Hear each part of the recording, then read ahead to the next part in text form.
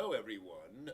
We're going to see if we're getting any weird audio kickback stuff because we have a different setup here.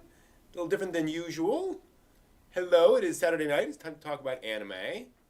You may notice some different folks than we might be usable, or a different folk, certainly. Hey, Sal Cumby. Steve, how's it going? Not too bad, not too bad. I spent most of today working on the on-con panel, the music of Cowboy Bebop today. So I got, took me about 2.5 hours worth of stuff to do about, 30 minutes worth of the panel, how that works. And I had several false starts today because and at one point I just gave up, and in the intro I actually came out and said, you're going to hear sirens, because every time I just kept trying to do it, apparently something blew up about 2 blocks down that way. You were triggering it. And I was just like, okay. Hi, my name is. So, but no, I started on that, and this week I actually for my channel that I'm going to put up, I came across this band called Tetsu 100%, and it's a Japanese pop. It's a kind of like a weird J-pop jazz band from Japan from the mid to late 90s, and it was Yoko Kanno's first band. Oh, so there's I'm gonna have to try and find more pictures of her when she was in the band, because it's a really interesting story how she got into the band. And it was at a period of time where she had given up on music. Really? Interesting. Wow. Yeah. And so this was her foray back into it. And she looks completely different than she does today, obviously. I'm imagining kind of like tons of piercings, just think, honestly, I saw one picture and I swear to God, it reminded me of Faye Valentine in the opera dress in Cowboy. Oh, interesting. And that was one picture of her in there, and so it was interesting. And so I was kind of listening to music, and I'm putting together the review, and it's you're gonna listen to it, and you're gonna be like, "That's Yoko Kanno is in there," and I'm like, "Yeah, she is. She's in there." And it doesn't sound anything like no, it doesn't. But it's finding yourself. Wait for the review. For the review. Cool. How about you guys? Pretty good. As you can see, John got a face transplant. He's with me here. So those who've been around for a while may recognize Evan. We used to do this thing for quite a while back in the day. Yeah. By the way, if you can hear those sirens. There we go. Oh, wow. Yep. Mm-hmm. Yeah, that's. You see, that wall is to the street. This wall is to the back alley where the drug deals go south and people get murdered. Okay. And so that's the one connects to the other somehow. Bombing effect. Yeah. One causes the other. Exactly. Oh, great. So Evan's here. We're here to chat and talk about anime and everybody. such. Yeah. How you been doing? Our new normal, as everybody keeps saying. Exactly. Yeah. Just living, getting on with things. Just living, enjoying life. All this time at home gives me some time to catch up on some viewing. Mm-hmm. Although I haven't viewed as much anime as I wish I could have, because I've gotten the list of projects to do. People who are married know about the honey-do list, but children of parents who need things done get the sunny-do list. And, the worst thing is, if you know how to fix stuff, they're like, we would pay somebody, but you're here. Right. Why would I pay you? I mean, why would I pay you? You're my son. You'll do that for free. Sunny-do. So true. And if you're not handy, but you're technical, yes, then you also get the... How's this remote work? Mm-hmm. Yep, does my computer have a virus? All that fun stuff. Yeah. Would you like to plug this in? Yeah, exactly. I understand you've been watching some nice, relaxing, classic anime like Elfen Lied. Which surprisingly was banned in Russia. Really? Right after I gave a friend a copy of it. Not not a copy, like Yeah. an original Yeah. that I had that was a duplicate. You know how when you get too much content, you can't consume it fast enough, and then suddenly you say, "Hey, how come I have 2 copies of this?" I must have liked it so much I bought it again before I saw it, and then, so I gave it to a friend, and he's a little bit younger than I realized the content was designed for. He's 8. No. He's old enough to drive, but Okay, yeah. having gone back and looked at it, I was kind of surprised by. I wasn't quite so surprised that Russia banned it. Just because some of the content did lead a person to think certain thoughts, and there was a lot of violence, cruelty. I remember it being a very sunny anime. Oh, there are episodes that are absolutely sunny and beautiful, that are just peaceful, sparked with like mass murder. It's being removed. Everything's exactly. great. You know, we have this. The Matsuri was fun to a point. Like which Shiny Happy Life? Whatever was that anime from my God, year ago. That was a show. Shiny Happy Life. Hey, John Ryher. Girl and younger girl who love each other very much and will kill you if you get between them. It's and do. Good question, John. So we're gonna do sort of a Q&A here tonight. We were talking about Elfen Lied. It's the lead. It's the lead anime. Exactly. So I'll be changing my movies on Blu-ray. That's awesome. I should do that at some point because I do not have those on Blu-ray. Yeah. Not Neverland. Neverland's a pale imitation of Elfen. I'm kidding. I did just watch Neverland. If you don't like kids getting hurt, you might not. Yeah, I was gonna say that's a little tough one. Yeah. Demon Slayer is hard for me. I mean, that's a lot for me in terms of that. So we got that. We're gonna do sort of like I said, sort of a Q&A today. I have not been watching much anime of late. I'm trying to think. Reading some manga, which is fun. Got through more of the brain has just decided not to cooperate with the rest of the body. I've had spaces like that. They're usually between here and here, somewhere. Yep, it just kind of disappears. Granny Girl Hinata-chan, that's the one I've been keeping up with. So basically, 88-year-old woman passes away, reincarnates into a new body, but she retains all of her memories. So in kindergarten, she like walks in, makes a mug of tea, goes and sits down, and you're like, this is so nice. You know, look at all the little children playing. All the little children are like, you're one of us. You know what? I'm waiting for the anime where it's like that. Only the person sits down, the kid sits down with the spirit of like an 88-year-old man who has had an interesting life and sits down and pulls out the flask of whiskey and just starts getting drunk in kindergarten. Well, your kids don't know anything. Well, the later volumes have revealed, and I don't think it's too much of a spoiler, she reincarnated in the same neighborhood. Oh. Wow. Yeah. So, like, her grandson, who play out, is around. And and so there's all these interesting things. Oh, I could actually, like, get involved with my old family again. Oh. You know, what could happen here? Knowing all the family secrets, I mean, just where you could push the buttons on family. So there's kind of plot, which is cool, in that sense, and digging into all that kind of stuff. Hey, Vin, good to see you. Nanabiori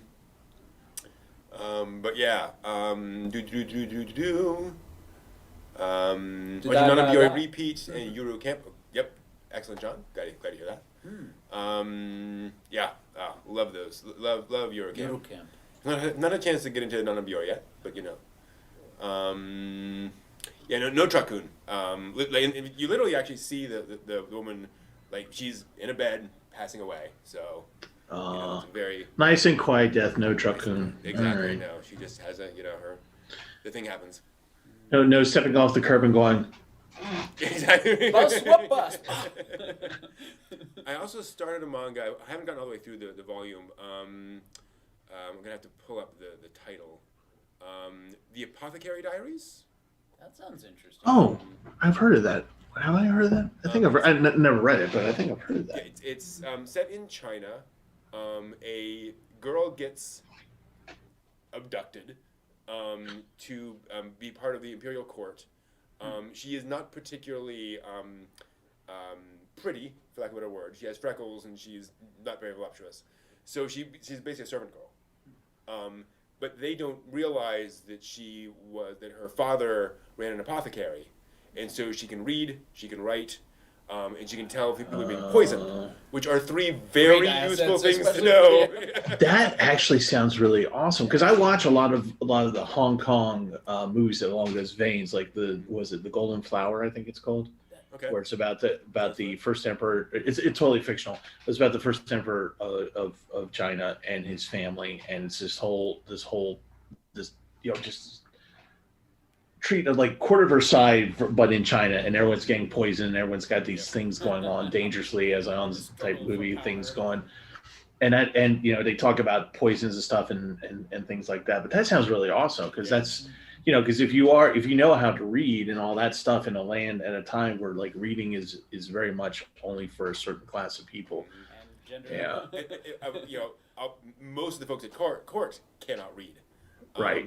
So it's very interesting. And what I also like is that there's a lot of intrigue, but a lot of people talking past each other. So, for example, one of the court eunuchs realizes what's going on here and essentially gets her promoted to becoming like a maid servant, and you see from his perspective, he's a little bit worried about her being a loose cannon, possibly causing problems and so forth. So he's constantly like flashing smiles at her and like trying to charm her over, and constantly convinced that he's got her wrapped around his little finger. Every time he does this, she's kind of like, okay.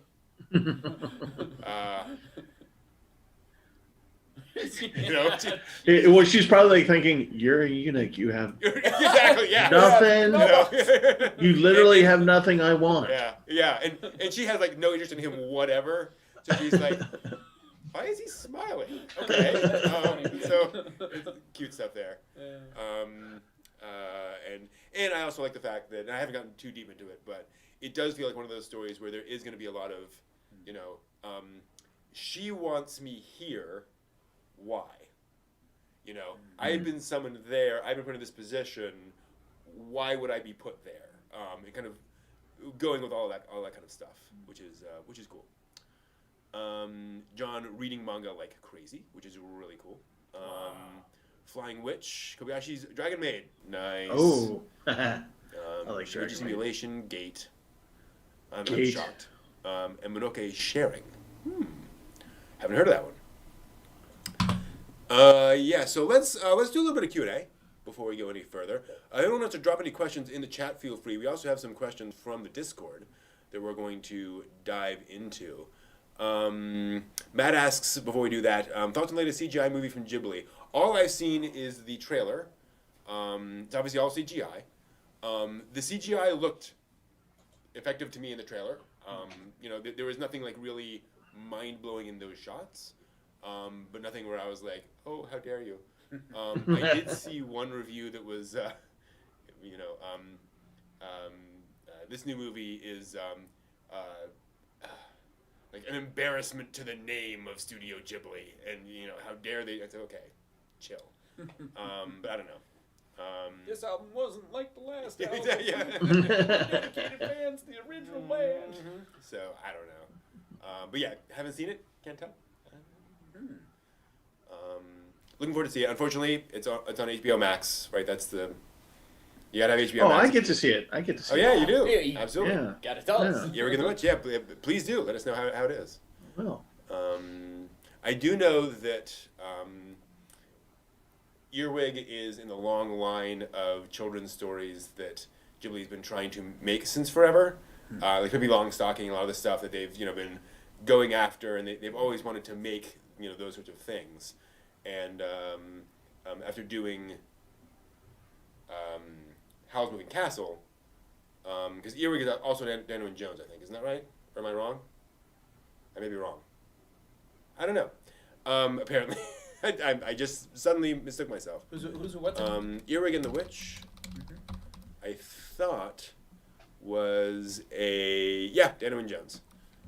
You're right. So I think it's certainly one of those we always wanted, or we wanted to do this book for a while.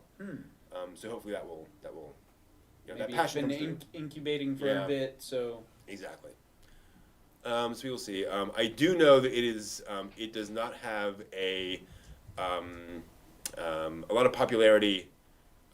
The tomatometer is 30%, but the audience score is 67.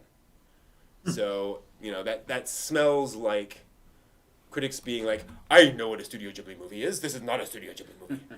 And audience is going like, it's okay.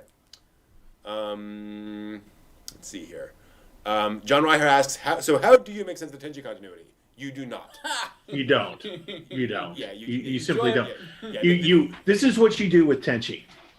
Accept. Yes. That's There all you gotta is do. no Tenchi continuity. There isn't. You just accept, and you just accept. The only continuity that you're going to get is the 2x4 of Shintoism that's repeatedly slapped into your face over and over again with this anime. And then in OVA 3, Norse gods for some reason. It's very weird. It's an odd one. But yeah, it's Tenchi is an anthology series with disconnected continuity. Vin says, I like that approach.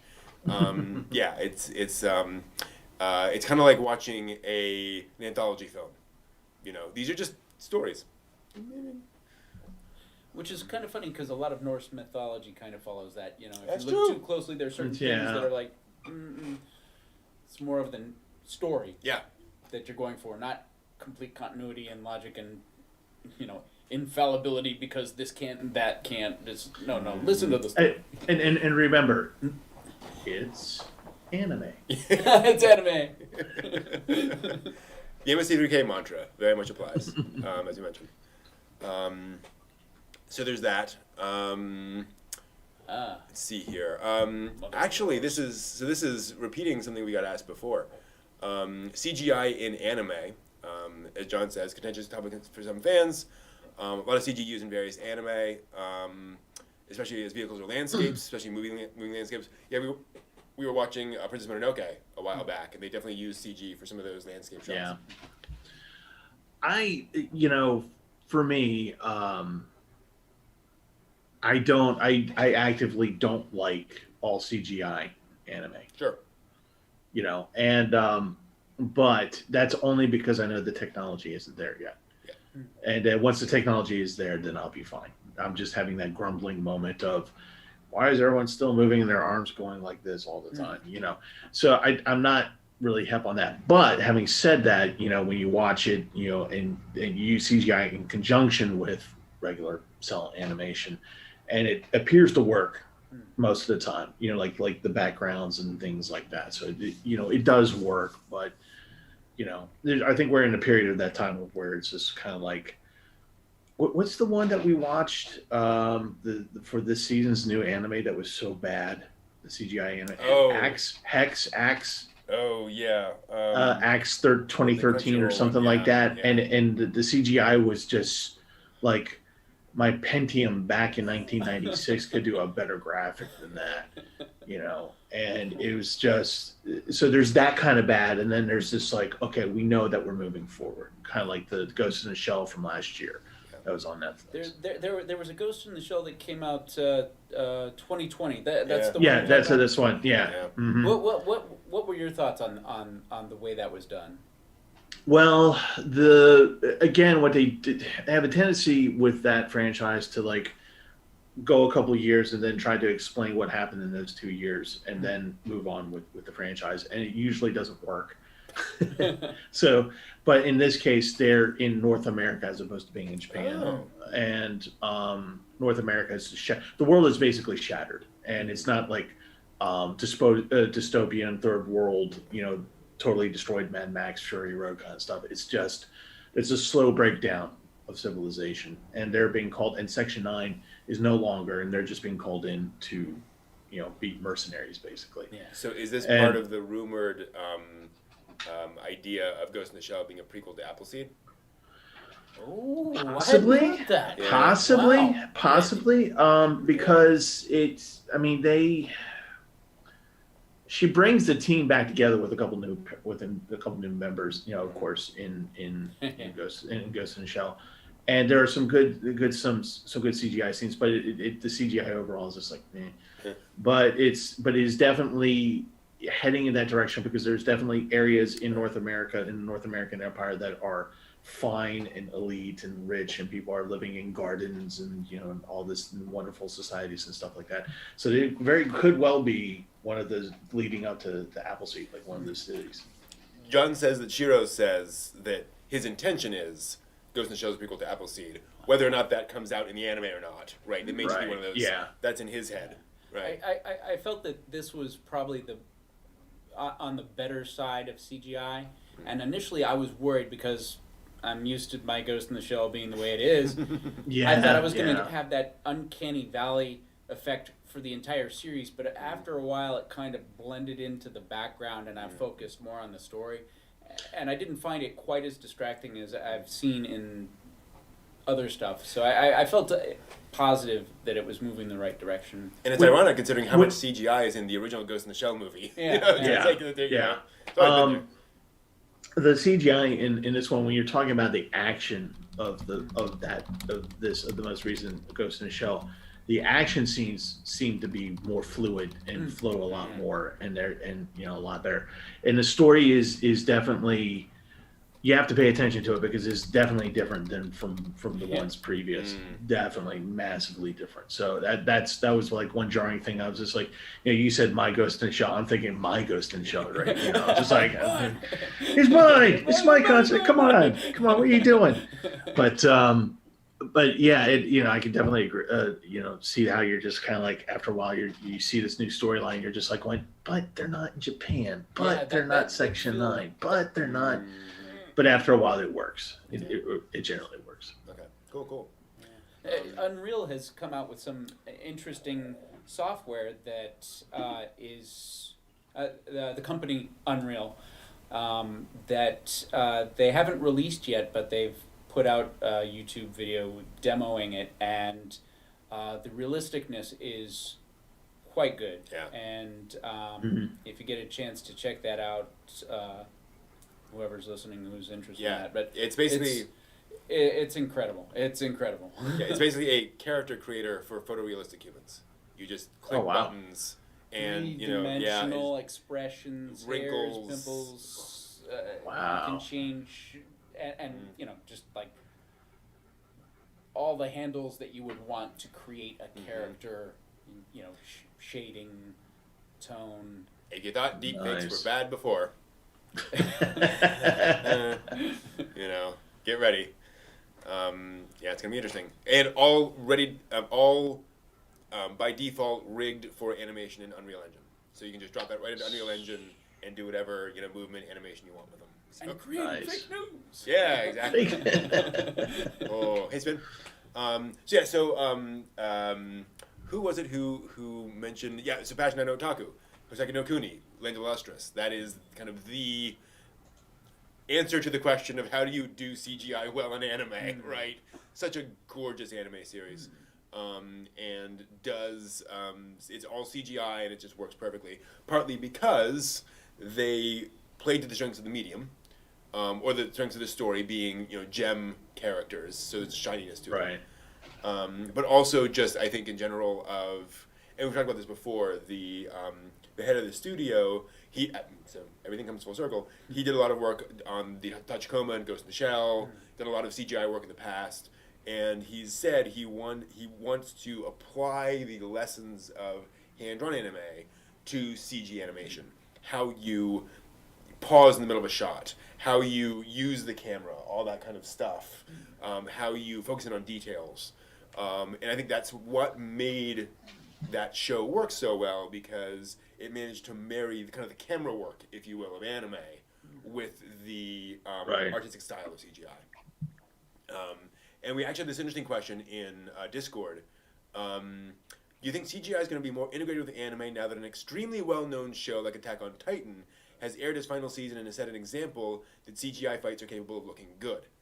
And the idea here is, we all have seen examples of, well-done CGI, but now that sort of broad anime audience that watches Attack on Titan, now that they've seen that, they've been forced to watch a sequence of that.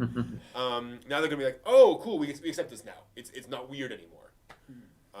I think that makes a lot of sense. I think it's always difficult in any medium to A, embrace change, and B, for the medium to actually change. CGI takes a long time to actually get worked out in the whole process, and I think we're reaching that point. There's truth in that statement in terms about when you talk about animation, fear of change. When I watch Tenchi Muyo, and you watch Tenchi Universe, and it's that kind of animation, then you're given Tenchi in Tokyo, right? And the animation is, Tenchi's still Tenchi. He still looks like Tenchi, kind of, and Ryoko still looks like Ryoko, and so forth and so on. And it's not like Megazone 23, where the character design chains are just someone just made it up as they went along. But you see the animation different. And at first I was like, man, why'd you do my Tenchi? And then after a while you just have to go, okay, I accept it. And that's kind of the way I am with the CGI. It's just like, no, this is the direction that we're going in, and this is what I just need to roll with and to accept that. Yeah. And so there's definitely truth in that. I think what the big question is going to be is how quickly, because it will get to this point, but how quickly will it not only transfer into all anime, but what are the budgets going to look like? Mm-hmm. So is this going to decrease the budget over time? And I think it will, of course. Sure. But how quickly will it do that? Will it affect the industry?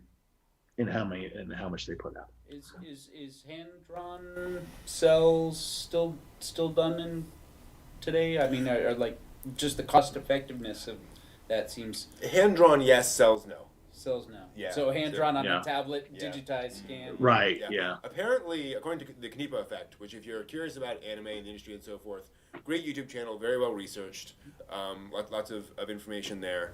The Knipa effect it does a video every month or so, every couple weeks, and did a video a while back on, is all anime made on computers today? And he's like, yes, but it's still hand drawn, right? Apparently, a lot of it is still done on paper, just because a lot of and he says one of the problems is, like we've been talking about, all the animators working 20 or 30 years ago didn't suddenly die. And they CGI. Exactly. And suddenly the animator died. And then so you have folks who've spent decades using paper, getting used to paper, and they're like, I have nothing against a tablet. I would just be half as productive on a tablet until I got used to it. I'm just I'm not going to do that for my livelihood. So they're still doing it on paper, and then a lot of the new folks are doing tablets on paper. So it's one of those things where, the industry is definitely shifting towards digital original, but there's so much paper out there that we can just scan, that's fine, there's no big deal. But yes, once we get, once the drawing is done, it's in a computer, and from that point on, it's all being done digitally. And then it becomes sentient. Then becomes sentient and replaces the paperclip for Microsoft. We welcome our new anime overlords. Dirty Pair. Dirty Pair. You want a character design change? Yeah. They redid that. Boy, did they? The trailer for a Battle Athletes remake, and they've redone the character designs on that. That's definitely recognizable, but barely. Hey, Rockman. Perpetual change. Greetings from the US. Yeah, absolutely. Well, there's another interesting thing. I was watching this second season of Laid Back Camp, Euro Camp this season, and there are a lot of CGI background characters. All the cars are CGI. and it's fine because it integrates well. Like, and there are a handful of cars in the show, and so they know how to blend that properly. Actually, I'm forgetting her name, blue-haired girl, on her moped. Any like distance shots of that are clearly CGI, but any close-ups are hand-drawn. You know, I can easier accept CGI for like backgrounds and machines because they're rigid. It doesn't change much. It's when it's human that it gets kind of something's not messy right and that again the weird arm movements that never the motion of would a natural human being move that way? Because the last time I moved that way, I think I drank 5 rum and cokes and well, this is the problem: is that humans move in. A CGI character is rigged according to a very rigid set of bones and such, and so to hit, the variety of different physiological characteristics gives so much more diversity than, cars don't have that much variety as every human who has so many different bones and different ligaments and. You go back and watch Reboot is a good example of where if a character points, they do this, right? Just the arm moves, basically. Or maybe the body will shift, right? But we move all sorts of different aspects of our body in all sorts of subtle, small ways that just you cannot... Yeah, exactly. You cannot, cheaply do in CGI. And that's kind of the problem, is that, you see a Pixar movie, right? There's plenty of fluid movement there because they spend months tweaking all those things. They take the money from you, from the parks, and they pump it into the fur on the third duck from the left, or the third duck from the left in the Pixar movie. Absolutely, yeah. Well, I kind of suspect that as things progress down the road, they're going to be incorporating more AI and machine learning to analyze the vast variety of human motion that we already have and catalog that as framework to create more natural looking motion vectors for the different framework that they have. So if you move the shoulder, they will know, the rest of this shifts in this way because that's how the body moves. Totally makes sense. Toy Story 2 cost $90 million to make. Reference point, just as an idea. Can you imagine being the person going to producers to ask for the money for that show? Yeah, I know. Hi, can you spare us $90 million? Let me see what I've got in the couch. Yeah. What movie is this a sequel to? Toy Story? Yeah, here. Okay. Here's the check. You take Bitcoin. Yeah. Yeah. And John, you bring up a great point, Kimono Friends, which is very cheap CG animation, but they make it so cute. They make it so personable that you don't care. I could skimp on one for the other, I suppose, if it's a good balance. But not forever. Yeah, it's adorable. And again, Kimono Friends is a good example of where you come in and you're like, this is not Attack on Titan, right? You know what you're getting from this show. Your expectations are not high. That's like an interesting point. I can see CGI, and I think we're already seeing it with kids shows more. Especially like the shows for kindergartners and stuff, where it's little blobs running around, on a carpet, whatever. Might as well do that CGI. But it's hard to do that with with Demon Slayer. And yeah, you're right, John. Then the very odd backstory of Kimono Friends. Or at least implied backstory of Kimono Friends was quite odd. So another question we had, which we have already kind of answered on the Discord, was, is cell animation still used today? Again, kind of hard to break that down.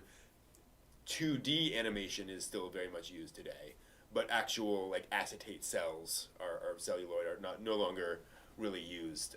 Spriggan, as I understand, was the last anime film to be made using all cell animation. And they moved on. And I actually was in a panel at Otakon in 2002 or something with a guy who'd worked in the industry before who was saying, here's the thing. Yes, they can say that they did that. And how much money did it cost to be able to say that? That could have gone into special effects or other things, right? Like, what are you sacrificing for all of that machinery, all that equipment to do all that cell animation versus scanning it in and doing it all digitally? You know, it's and he says, I love cell animation. I'm not saying it's wrong. I'm not saying it's bad to do it. I'm just saying there does come to a point technologically and monetarily when you're pouring a lot of money into something just to be able to say you did it. I would figure they'd be able to pick up some of it on the cheap since nobody's. Yeah. Well, that was the thing. Is that it's like, this is going out. We might as well, use what we have. Hey, they're giving it away. Yeah, pretty much. Yeah. So another question we had in the Discord that I didn't want to get to. Any manga or anime that were way ahead of their time, and thus were underappreciated or canceled ahead of their of things going. The canonical example has to be Mobile Suit Gundam, because that got a shortened run. What was the Moon Mile or? Yeah, it was Moon Mile. Yeah. That got shortchanged. God, talk about old retail stores. FYI had a sale on that, right? It was like $2 for the DVD, right? And I'm just like going, oh, I don't know what this is. Okay. Thank God it was really good. I enjoyed it, and then it ended, and it's just like kind of like, okay. Yeah. Well, and Moonlight Mile is interesting because it was also underappreciated from a story perspective because it was pre-SpaceX, and it was kind of like, okay, how are we going to get the space program going again? There's got to be something crazy that's going to happen and so forth. And now we're like, oh, this actually happened. Like, we actually got there. This was a thing. Yeah, totally. I think that's absolutely true. Other thing that were ahead of their time. I don't think if it's even necessarily stopped or canceled. I don't know if the guy who does the manga is kind of like a lot of amateur manga artists that are just kind of like output here, output, and then they kind of crash for a while. And that is Kurosagi Corpse Delivery Service. Oh yeah. And that is one of my favorite mangas, and it's these students in a like third tier Japanese Buddhist school for Buddhists, people trying to be Buddhist monks or whatever, and they have this club after school, and it's not, and keep in mind this is college and they're almost about to graduate, so they're all adults for the most part. And so they're trying to make money and this kind of thing. So one of them who actually has a power, which is that he can touch a dead person, and talk to their spirit if the spirit's still inside. And he's an actual monk, Buddhist monk. And he is about to graduate, and he's looking for a job, and he can't find a job. Another woman is a woman who is a hacker, and she specializes in this just like the morbid curiosity of the dark web. So it's just kind of a little creepy, right? They have a guy who's a dowser, right? And he's got a pendulum, only it finds bodies. Ooh. Whoa! And is Yamada, and he is hilarious in this manga. And then there's a kid who has a puppet permanently on one hand. And like a sock puppet almost, and he claims that it's actually possessed by a dead alien spirit, and the dead alien is just very sarcastic. It just he says stuff, and the kid goes, "That's not me. That's not me. That's him. It's not me. It's not me." And the last one is this girl who left Japan and then came back because she wanted to go to mortuary school. which is really weird because in Japan it's you are burned and your ashes are put in a small area, as opposed, and so her job is almost useless in Japan. Very small target. Yeah, very very very niche audience. And so basically what they do is they go around and they find, so they use their collective powers to find dead people, figure out if there's a spirit in there, and the spirit says, "Hey, can you help me move on? So I can go on to the cycle of reincarnation." And then they say, "Okay, how will you pay us?" And so they say, I have this like jar somewhere, or I have a lottery ticket, or whatever. And so they go off and they so that's kind of the adventure of the story. And there is an overarching story arc with the Buddhist monk, but it's gone on for 11 volumes now, 11 or 12 volumes, and it's if you're definitely a dark humor kind of person, it's definitely for you. Yeah. And there are some crossovers from other mangas that come in. Cool. Wow. And the interesting thing is that the guy who the author of this did this as a way to cope with his father dying of cancer. Wow. And so he's this is a coping mechanism. So maybe he's done. Like he himself has moved on from his father's death, and so that's maybe why this has ended. But I haven't seen a new volume in a long time. Interesting. It's through Dark Horse Comics. What was the name of that again? Kurosaki Corpse Delivery Service. Corpse Delivery Service. Yes. Yeah. Yes. Yeah, I think my answer would be Quiet Country Cafe. Yokohama Kaidashi Kiko. Yeah. Yes. Because it was a slice of life, relaxing moe series, basically, in like 1997. And very much in that mode. But, a decade before that really hit, I would say, maybe 5 years before that really hit. And just nobody saw it, which is a big shame. I could use more of those. I mean, there's sometimes I have a lot of energy. I sit down and I want an anime with a lot of energy and stuff going on. And other times I'm just exhausted, but I still want to watch anime. Mm-hmm. But I don't want something to grate on my nerves or stress me out or have me so wrapped up in an emotional knot over what's going to happen next. Sometimes it's nice to just relax and see pastoral scenes. Yeah. Gradual progression, calm music. It soothes me. It soothes me. And so Higurashi would not be at the top of your list. I flip between the two. Higurashi does, Yeah. Nice, sweet. Very. Yeah. Oh man. The anime that almost made me cry because it was just so brutal. Yeah. I'm gonna see if I can find a thing because. Find a thing. So I have to talk about the thing. As Brent ventures into the archives of anime and manga. Darkness. Don't we all wish we had that kind of room? Oh. Like that he has there. Yeah, I know, right? It's only a fraction of it. And that's after he scaled it down.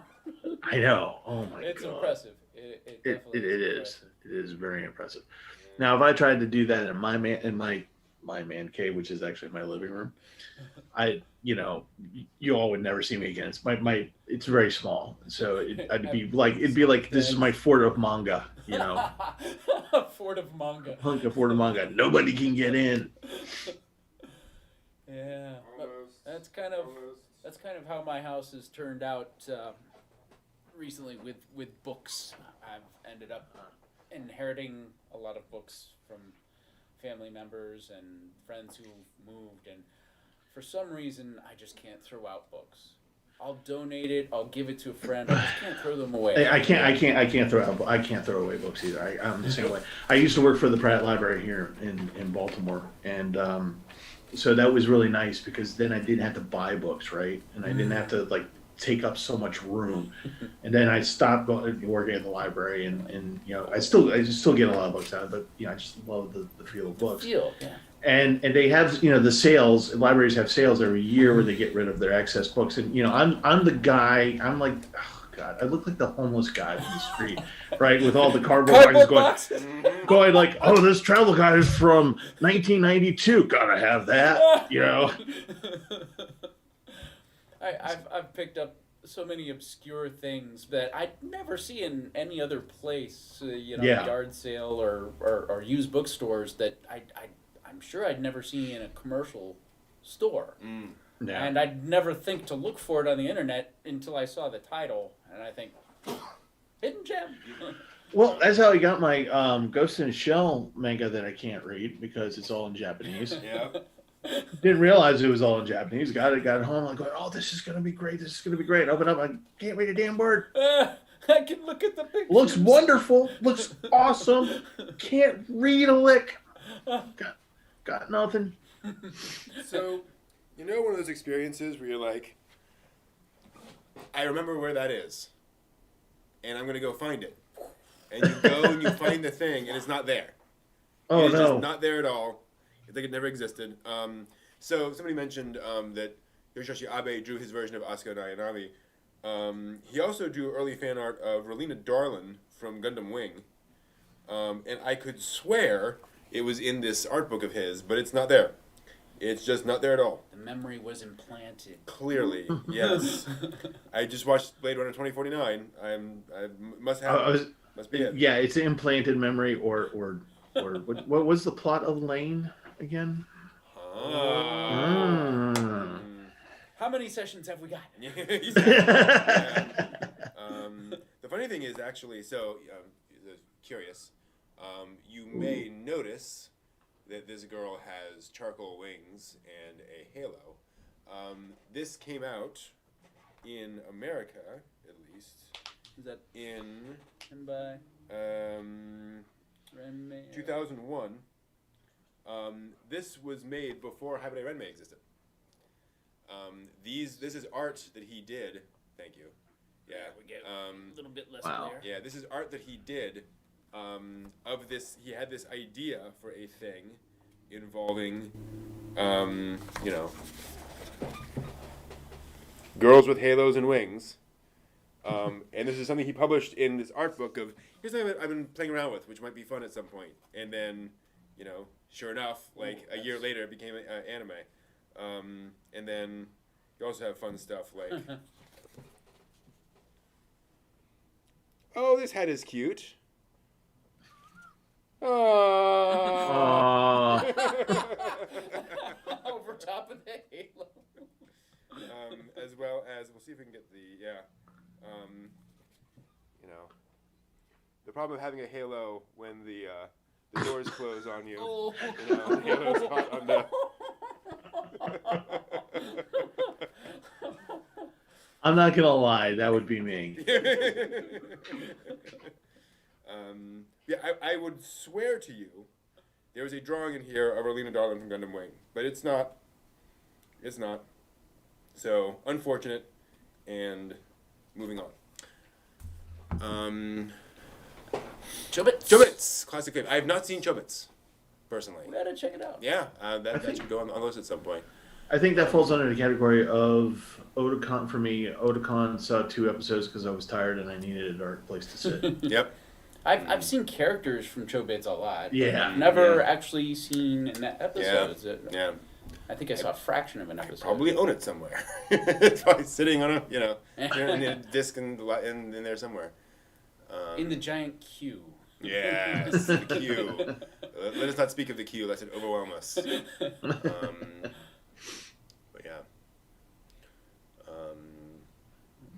Let's see here what else. I think we've covered pretty much all the stuff we've seen up here. Y'all hear that?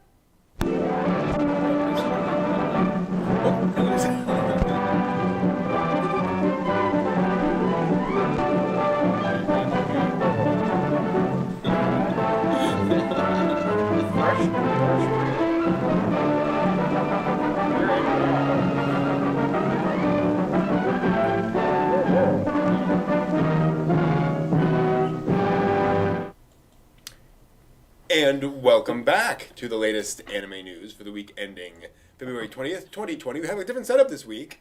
Thought I would keep everyone on the screen while we go through the news, because why not?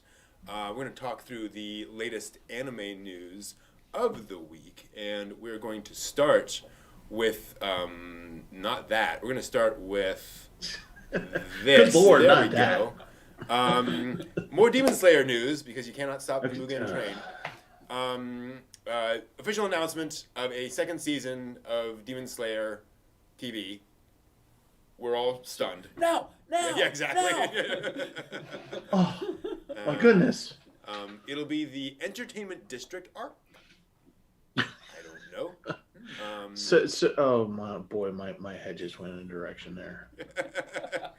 Wow. Entertainment director. Oh, where that could go. Yeah. Big shocker. The staff is returning to do the second season because we made money. Yeah. Let's just not. Let's just let other people do that. It'll be fine. Let's just suck this well dry. So that should be just fine. Also, more news about the film. Mugen Train has officially overtaken Your Name. It is now the second highest-grossing anime film of all time worldwide, just behind Spirited Away. Well, I say just behind. Somewhere behind Spirited Away.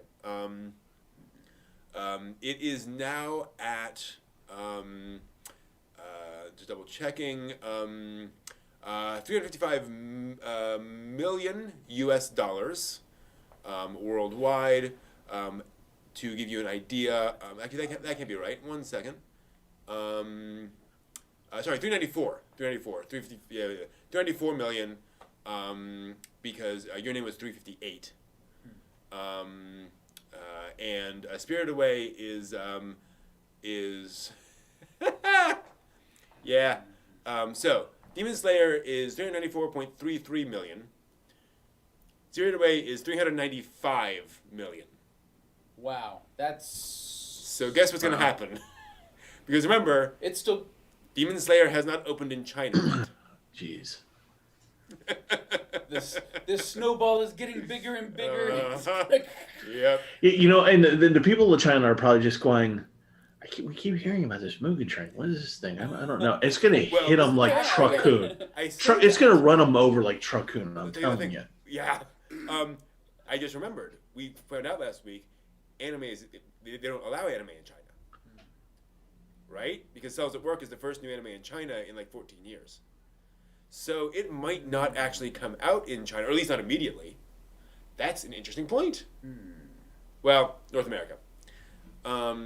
It'll do fine. Yeah, they're not hurt. It'll.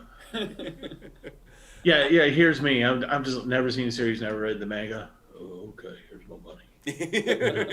I'll go see it. Exactly. I hope the contributors get 1% rather than we paid you $50. You got your $50.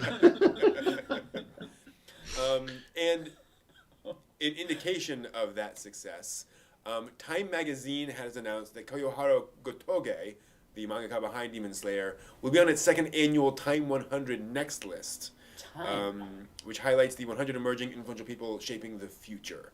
It is the first manga creator on that list. Wow. So yeah. That's impressive. To give you an idea, there are 150 million copies of Demon Slayer manga available around the world, including digital copies. 30 million of that came in the last 2 months. Yeah. Do you guys think this will be I really need to get my pachinko parlor out. Yep. Time's wasting. You guys think this will be the new franchise that sticks around, takes over where some of the others have been dropping off? Mm-hmm. Probably. This, I think, is going to be like their Evangelion. This is the it won't stop making money. Like, okay, fine, we're going to keep on doing this thing forever. Like, at some point, it'll be just stick figures, and people will be like, yeah, okay. Yep, I'll buy it. Yeah, pretty crazy. But again, not too surprising for Demon Slayer. One big surprise this week. Kodansha, Shueisha, and Shogakukan announced they are investing in My Anime List. Yes. Through a third-party allotment, they'll be investing a total of 1,200 million yen, about $11 million, together with Mao's parent company, Media Do, who'll be underwriting half of the amount. Yeah. That is definitely a shocker, because usually we send money to Japan for stuff. Yeah. They're Right. subsidizing us. They're helping. Yeah. They're leveraging us. So that's impressive. That's a nice handshake of, hey, you guys are our fans, and we're keeping you guys in our thoughts. I mean, and that's putting your money where your mouth is. That's really cool. Absolutely. Wow. And Mal has announced that they're planning to use basically site improvements, making it faster. Thank you. Excuse me. Promoting information exchange. That's that. Oh, that's what internet is, isn't Yeah. it? I click and I get something. Hey, there we It'll go. also be advancing interconnection between fans and businesses. Oh. Oh wow! Which sounds like an ad to me. Yeah, I don't know. I'm wondering what. Or a store, one of the two. But still, they mentioned they need to do some UI UX improvements, multi-language support, ADA. their apps, stuff like that. And yeah, our answer is yes. Yes. Please do this. So yeah, really remarkable the fact that we're getting these sorts of changes. To a site like Mao, which, let's be honest, has been kind of Consistent. yeah. Well put. So about a year ago, I guess, when I think it was over a year ago. I think it was Animator, and Brent, you brought up my anime list once. I was like, okay, I'll check this thing out. And, I've never seen it before, and I got on there, and I was just like, oh, okay, this is wow. That didn't do anything. Okay, click here. Wow, that didn't even. Wait, why do I have a virus? What happened here? I was like, is this Manga Fox? I mean, I was just like, holy crap, what's going on here?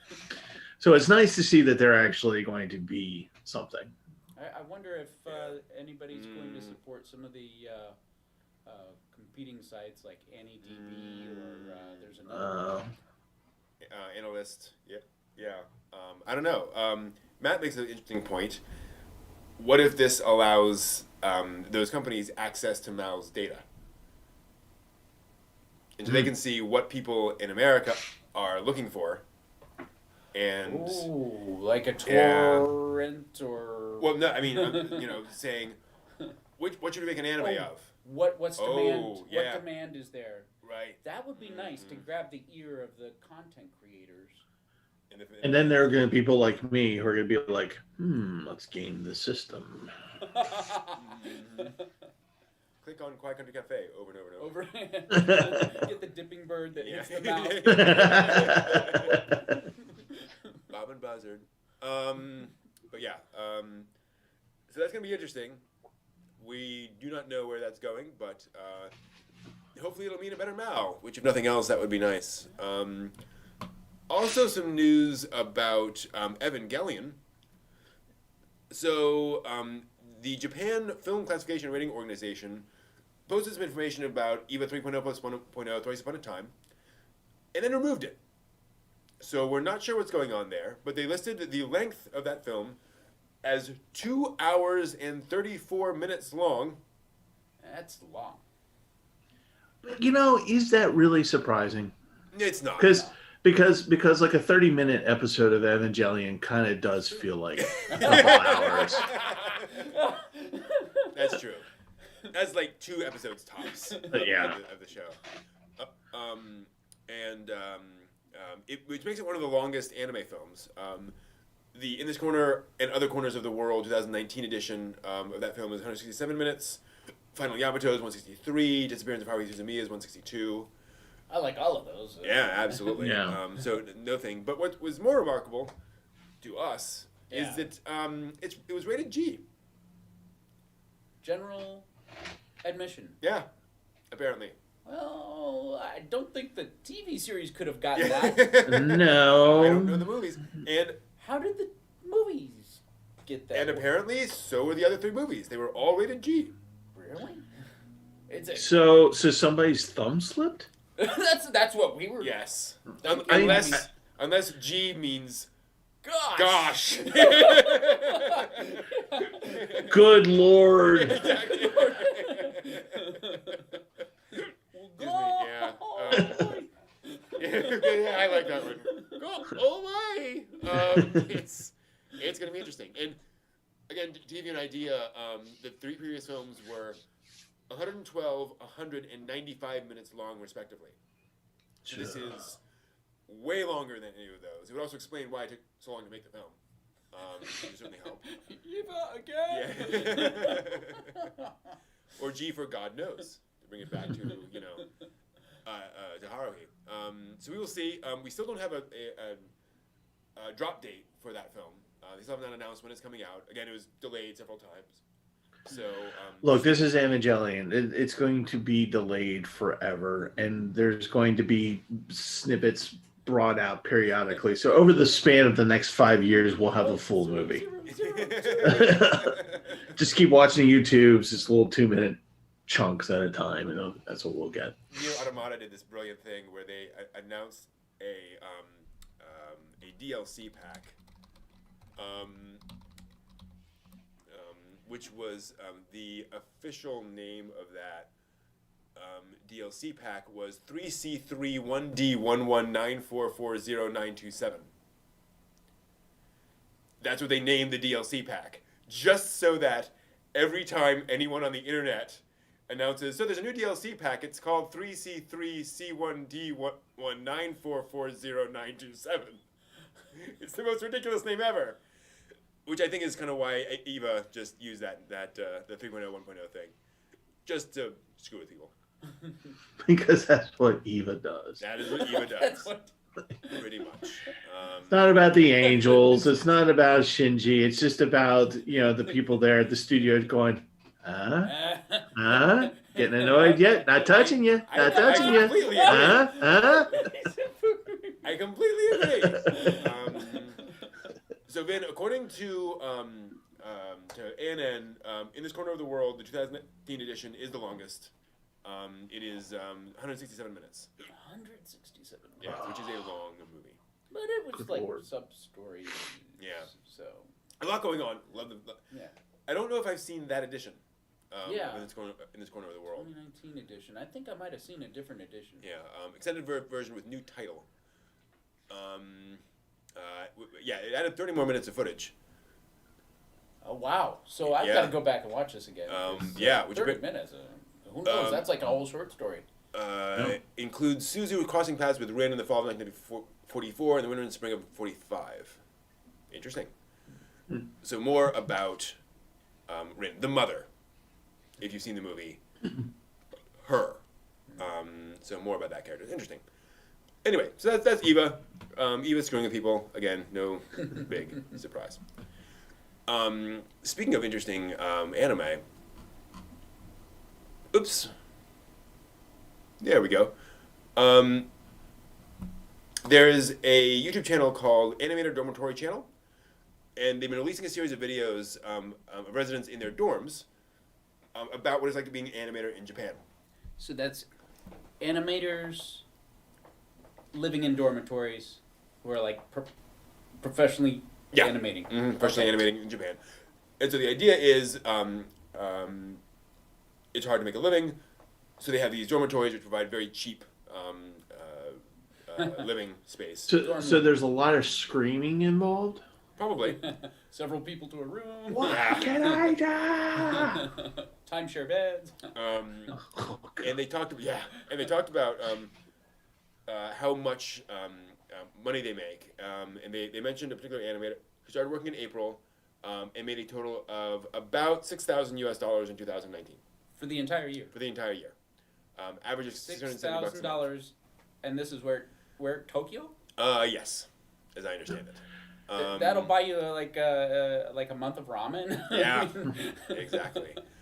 They go to say that per month they usually make about $270 to $450 per month, depending on the studio. The animator in question is both a freelancer and a full-time staff member. Was doing both during those months, so alternating between those two things. They said freelancing earned a little bit more. And they said one of the issues is that animators usually paid for a project all at once, and more towards the end of the production. Oh, God. And so basically it comes later than usual, and you just kind of get this one lump sum. Yeah. And now you got to kind of make that last and all that. Now stuff. I can eat! Yeah, exactly. In the first month they made $130. after taking a break. Now, a couple of things about this. A, obviously very low. B, as you can see from this, salaries do increase over time, and one of the big complexities here that the anime industry has responded to is that salary starts low, but then increases as you get more time in the industry. So that is kind of that thing there. Also, it has to be pointed out, this is the official YouTube channel for the Dormitory, making a video about how nice it is to have a dormitory that is saving costs. So there is a financial incentive for them to make that look as austere, as serious as possible. I'm not saying that they're wrong. Appreciative but austere. Yeah, exactly. It's interesting because one of the difficulties is I don't know if the dormitory is free, if it's cheap, and what are the resources they have available to them. So that's another question mark. So it is difficult to say. And that said, I mean, we've known for decades this has been a problem that you just, you get paid. Nobody expects their first couple of years as an animator to be a full-time livable salary. Well, I mean, it's in all seriousness, it's kind of like acting. It's very much like acting where your first gigs, there's a reason why actors are waiters and waitresses. There's a reason for that. But then as you go along and you get better at it and you join. Now, I'm sure they don't have much of a union over there for this stuff, but for actors they do over here. It's called equity, and so you get better roles and you get better stuff like that. So I'm sure that's the way it is there too. But still, even if you have like an incentive, like maybe you went to school for this and this is the dormitory that you get into as a break-in into the industry, it's still kind of shocking to hear a stipend of $6,000 a year. That's and then it's paid out in basically at the beginning and at the end. Yeah. And one of the problems is that and like you say in acting, one of the problems is you are competing with all the other animators who've been around forever and who are incredibly insanely good. And hungry, ready to cut budget just. Mm-hmm. And the other problem too is there's a certain amount of nepotism too, just inherent in the fact that this director has worked with these 6 animators on the last 3 projects. I know what he can do. I don't know what they can do. Mm-hmm. I go with you. Yeah, absolutely. So it's tough. It is absolutely tough. And so worth pointing out, worth being aware of. Not much we can do about it, sadly. I just imagine like how that would even work, like a union for these guys. Yeah, do they have labor unions in Japan, or is that they do have labor unions, but it's different. It's and their teeth aren't as sharp as they are here. And it's one of those things where it's kind of like if you ever in Shin-Chan, when Shin-Chan becomes, he puts on the bandana and he starts making the little demands of his mother and stuff, and then she just turns around and says no, and he sulks in the corner. That is actually a direct statement on Japanese unions because they make a lot of noise. Yeah. They make a lot of noise, but then the people with the money and the power turn around and say no, and they just go, oh, screw you. Yeah. Wow. Yeah, it's very different. And yeah, Game Escape, it's been this way for a while. When the reason the industry is, again, this isn't the way it is for decades. You get in and the traditional thing, as I understand it, is you go to stay with your parents for the first year or two. You live with them, and you take your meals there, and so all of that money is just money you're taking in. You don't need it, so to speak. And then once you get on your feet, then you actually move out and do your thing. And that is kind of the way that works. So people are aware that is kind of a process. So and it's one of the odd things is that most people are not trying to make a living as an animator for their first couple of years because they know that's the process. This is a good question here. Yeah. How do they still get people to enter the industry? For that reason, because they know that the industry isn't, because they know it's they're not going to last forever. I'm going to make the next Demon Slayer, and I will dominate. Or at least that's a hope. And I'm just thinking about how, like, here in America, like, literally, like, if I told my parents after I graduated from college, hey, I'm going to live at home for a couple of years and bank the money, they would look at me and go, no, you're not. And you'll pay rent, and you'll pay... right? You're going to pay your share of the utilities, and we know you like having 5 fans on at the same time, so good luck with saving money there, pal. Well, and it's like, why do independent comics exist? Right. Those don't pay. Labor of love. Yeah. That's about that's it. Yeah.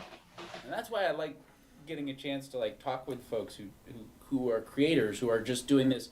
Hey, I'm losing money on this, but I love doing it because there's like a raw energy. It's like when a band releases their first few albums, they're not super polished, but they have the enthusiasm, the love, the drive, and sometimes after they get super polished, they sometimes become sort of jaded and don't quite have that raw energy.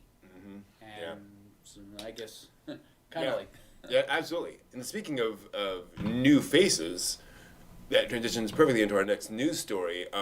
Yoon Draw is an animator and illustrator who announced on Friday that they are going to release a short theatrical anime film that they're going to do. They actually published a 1-minute preview of the short film. If you've seen... if you've seen Makoto Shinkai's early film, why am I blanking? The Distant Star... Thank you, Voice of a Distant Star. Voice of a Distant Star. Think something like that.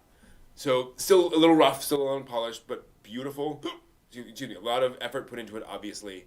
The concept movie, which, perhaps ironically, is titled The Closest Distant Star. Yeah. Yoon Draw was the director, producer, character designer, animation director, art director, director of photography, and editor. How many hats is that? Wow. I Exactly. did everything. Exactly. I got the coffee, I fed the cats. Yep, totally. I rugged the yard. So it's very exciting to see somebody come in and do something.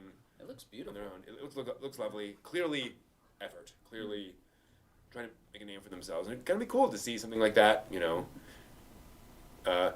Come out, and it's kind of how Makoto Shinkai started. I'm gonna make this thing all on my own. How did he have enough energy to do all that? That's just insane amounts of work. You should see me earlier today when I was doing the stuff for the panel, pre-recording for the panel, talking about energy and just setting up, the everything in here so I could have a decent studio. Yeah. And just like at the end of it, I was just like, what was I doing? Yeah. Oh, shit. Okay. Yeah. Absolutely. And to be clear, like this feels like a trailer. This 1-minute short film. There are tons of shots in it. Lots of different camera angles. It's not, panning across a field for 20 seconds, right? Like they're really putting time into that. So that's pretty cool. Yeah. Let's see here. Moving on to some new anime announcements. Dota 2 is getting a new anime thanks to Netflix. So Dota Dragon's Blood has been announced as an 8-episode animated series coming to Netflix on March 25th, 2021. So in a month. Next month. Yeah. I mean that's Even sooner. Yeah. It was produced by Studio Mir, who made 2 little shows you may have heard of called The Legend of Korra and Voltron Legendary Defender. Okay. So I think... Sounds familiar. Yeah, I don't know. Can't put my finger on it. Yeah. So that is pretty darn awesome. And I think it's one of those things where if you like Dota 2, you're in. And we'll see where that goes. We also have some news. The world's finest assassin gets reincarnated as a different world as an aristocrat is coming to TV as an anime series, light novel adaptation. A great assassin is reborn into another world, who finds himself heir to a long line of killers from the shadows. He combines his modern-day knowledge and experience with the magic of the new world, which might make him the most unstoppable assassin in history, but he'll probably fall in love. So, at first I was like, wait a minute, Lupin, what?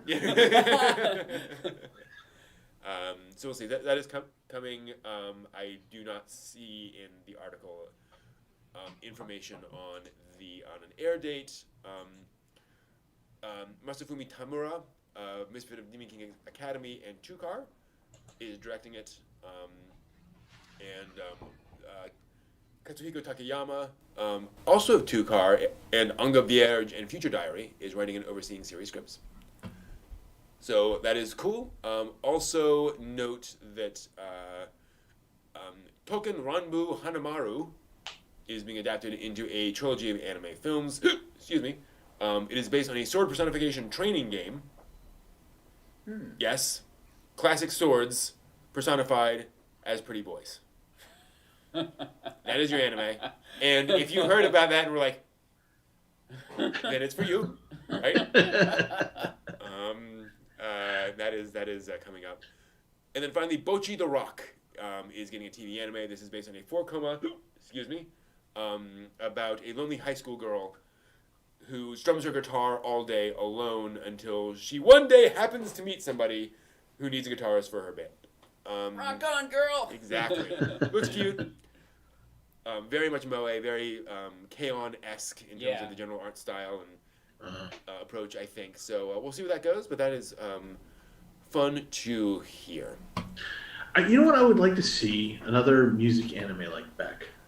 Yeah! Great. Oh, I love Beck. Yeah, that was good. I really enjoyed that. And I enjoyed the band who did they just got together and they did all the music from the anime. Cool. They would play at the Matsuri at the Okan here. Cool. Yeah, Baltimore Convention Center. I was made to hit the America. Yeah. Was made to hit America. But yeah, I'd really want to see another. I started watching Con a little bit, and I'm like, going, okay, this is kind of cute, and it's really not about them being a band. It's whatever. Yeah. But I saw that, and I've seen a couple others, and I was like, okay, yeah, that's fine. But I really want to see like a real band one, like Beck was, where Beck kind of starts off pretty on his own, finds the band, screws it up, and then keeps on going, and it's just. What it reminds me of is that it's the music for that anime kind of reminds me a little bit of the music for Fooly Cooly in that the band that does the pillows. The pillows, right? Yeah, the pillows. It just did it totally for the anime, and it's just their sound is so different than anything else, and it was just such a nice. Different thing to listen to. That's a great music video. I don't know how they did it, but they have their hair all slicked back, the three of them in the band, and they're wearing glasses, and it does the simple chord, and then they go into it, right, and they all go down, and you don't see them. And they come back in camera, and their hair all goes spiked up, and their glasses are wow. And the rest of it is just, and they're inside this like machine warehouse, and there's all these pipes and everything, and there's puppets all around, like turning valves and stuff. And it's just kind of weird. It's just, but just watch it. It's really great. But of course, the best thing about Fooly Cooly, other than the season 1, I didn't really like seasons 2 and 3, but they did the music throughout the whole thing.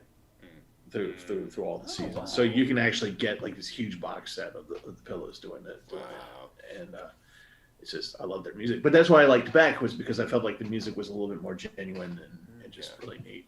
And with bands, there's so much tension and drama and struggle, and there are a lot of stories that could be put into that. Not just the relationship within the band, but the external. Pressures and wow, like the managers and the So If anyone likes Mystery Science Theater 3000, Yes. look up on YouTube the clip, the band that played California Lady. Yes. Look that clip up. They do a 80s behind the music documentary of this band. It's in this one clip, and it's the classic. They got together, and then their album, and they broke apart, and the girl showed up, and the booze and the drugs and all that kind of stuff, and it's like, yep, that's every band. Yep. Pretty much. I gotta say, Spinal Tap is. Yeah. Oh, yes. Tap, absolutely. But this goes to 11. See, it goes from 10 to 11, and this is what your bones look inside. Yeah, they're green. But couldn't you just adjust the numbers? Because it's just but it's 11. It's 11.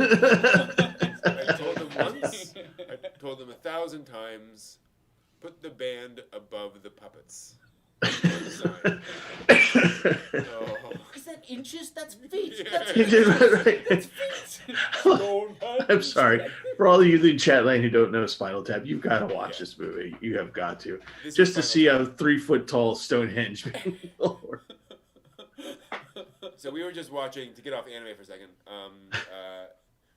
a British show called The Goes Wrong Show. And the premise is that it's a group of theatrical players putting on a play, and everything goes wrong. And one of the episodes features a set that is too small because they, inches to centimeters, whatever. And they revealed behind the scenes that this was inspired by something that actually happened to them on a play that they did. Where they ordered something for the set, and it came in. It was supposed to be this, like a big statue or something, and it came in, that big. And it turned out okay. Like, they just put it on set, and it didn't match out of the background. But they were like, "This actually happens! Wow, this is Spinal Tap actually happens in real life." Don't feel bad. NASA had the issue with the metric. Yeah. Happens to the best of us. Happens to the best of us. Now, do you like Hunter x Hunter? Would you like to guide the characters of Hunter x Hunter through an escape room, despite the fact that they don't actually exist? Well, an escape room. A company called Scrap has announced that they are going to do a Hunter x Hunter escape room thing, where you are basically, it's going to be online, well, virtual. You will receive a package of material where you will communicate to the characters of Hunter x Hunter who are going through an escape room, basically. And you have to unfold clues and do various things to get them out of this environment. And the cool thing is, you basically get a bunch of card stock that unfolds into basically a dungeon. And you get information from them about what unfolds in what way to show what things are. And then as time goes on, they go, "Oh no, shift this around, move this around, slot this over here." A moving labyrinth. Exactly. It's changed around. Now tell us where things are going. Wow. So you have this physical object. That actually sounds pretty cool, but I know myself, and I would just figure out ways just to no. I know that looks like the safe way. No. You want to go the other way. Go the other way. That's danger. I know, but it's okay. Go ahead. It's all a trick. It will cost 3,000 yen for the standard kit, or 4,000 for the premium kit, which comes with a mug and a challenge letter written from Hisoka. Oh. Yeah. Available for pre-order March 1st. And it'll run for a limited time of 3 months from late March through late June.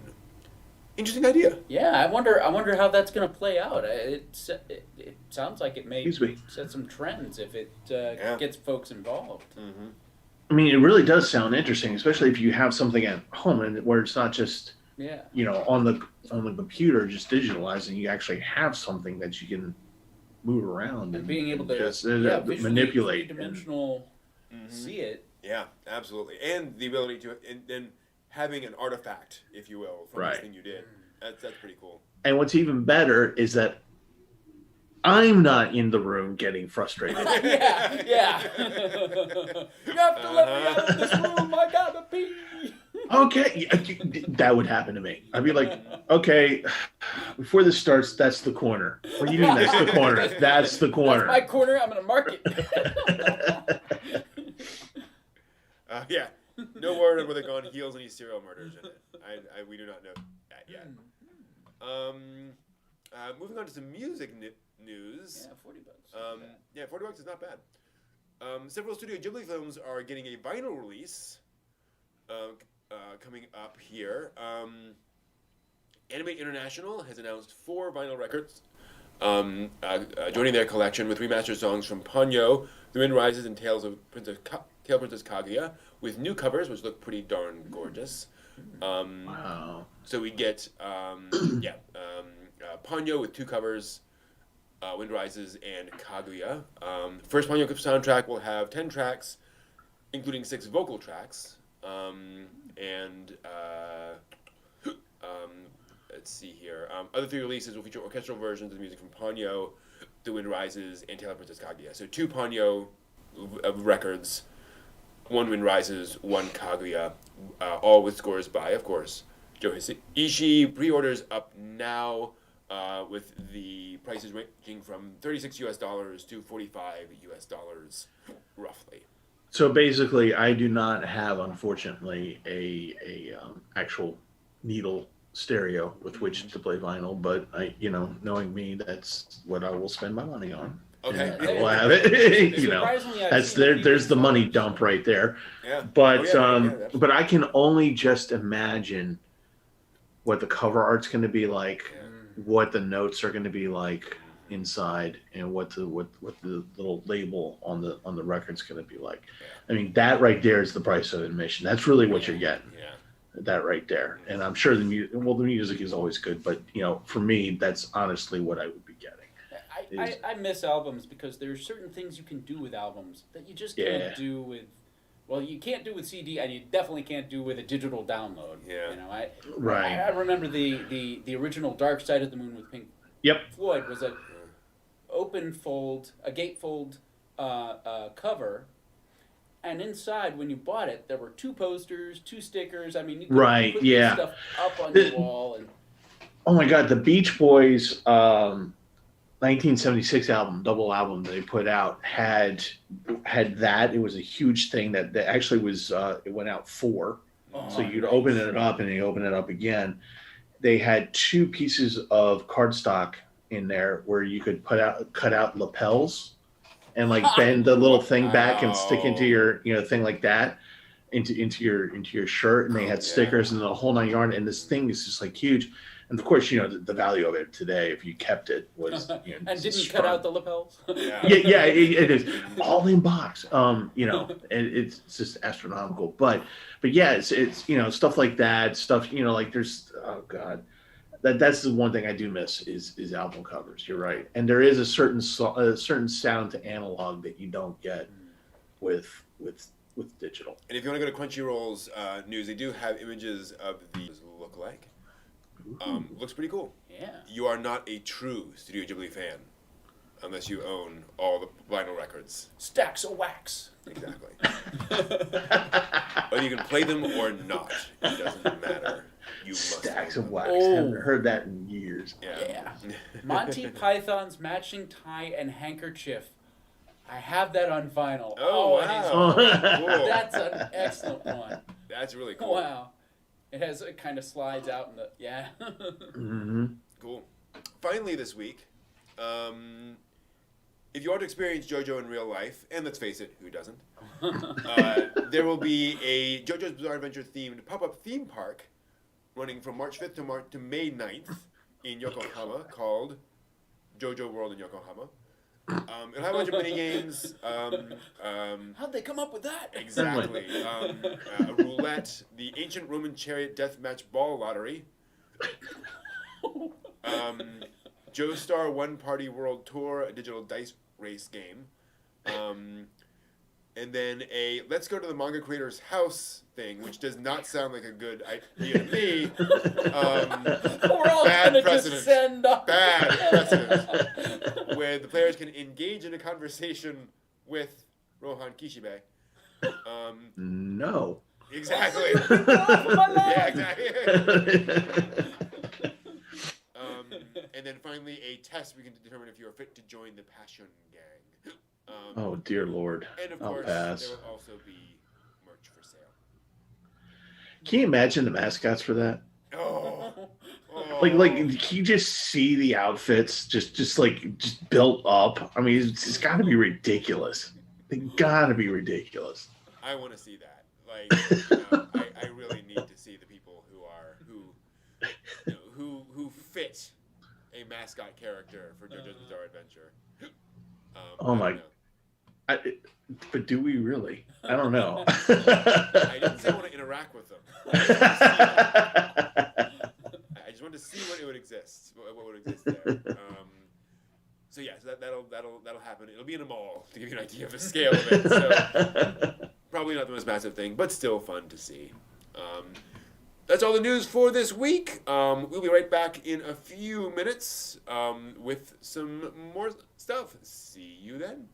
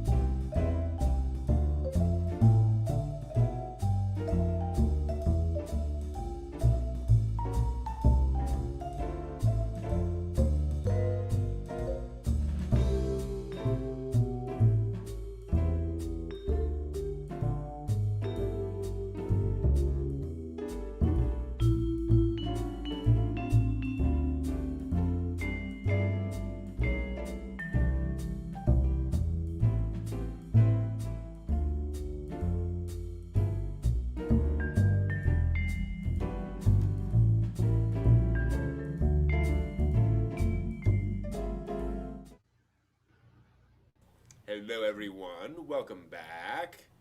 I will go ahead and remove that. There we go. So we're back talking about anime and manga and such, and talking about things we like. Sorry about the long intermission. I had to go. I've been drinking all this great tea that is made me, Sometimes that happens. There's something about green tea that I really like. Mm-hmm. Yeah. Whoops. Ooh. There we go. Ooh. What could that be? What could this be? Whoever knows? Who could it be? I'm gonna talk about something I like. Let's just do that thing.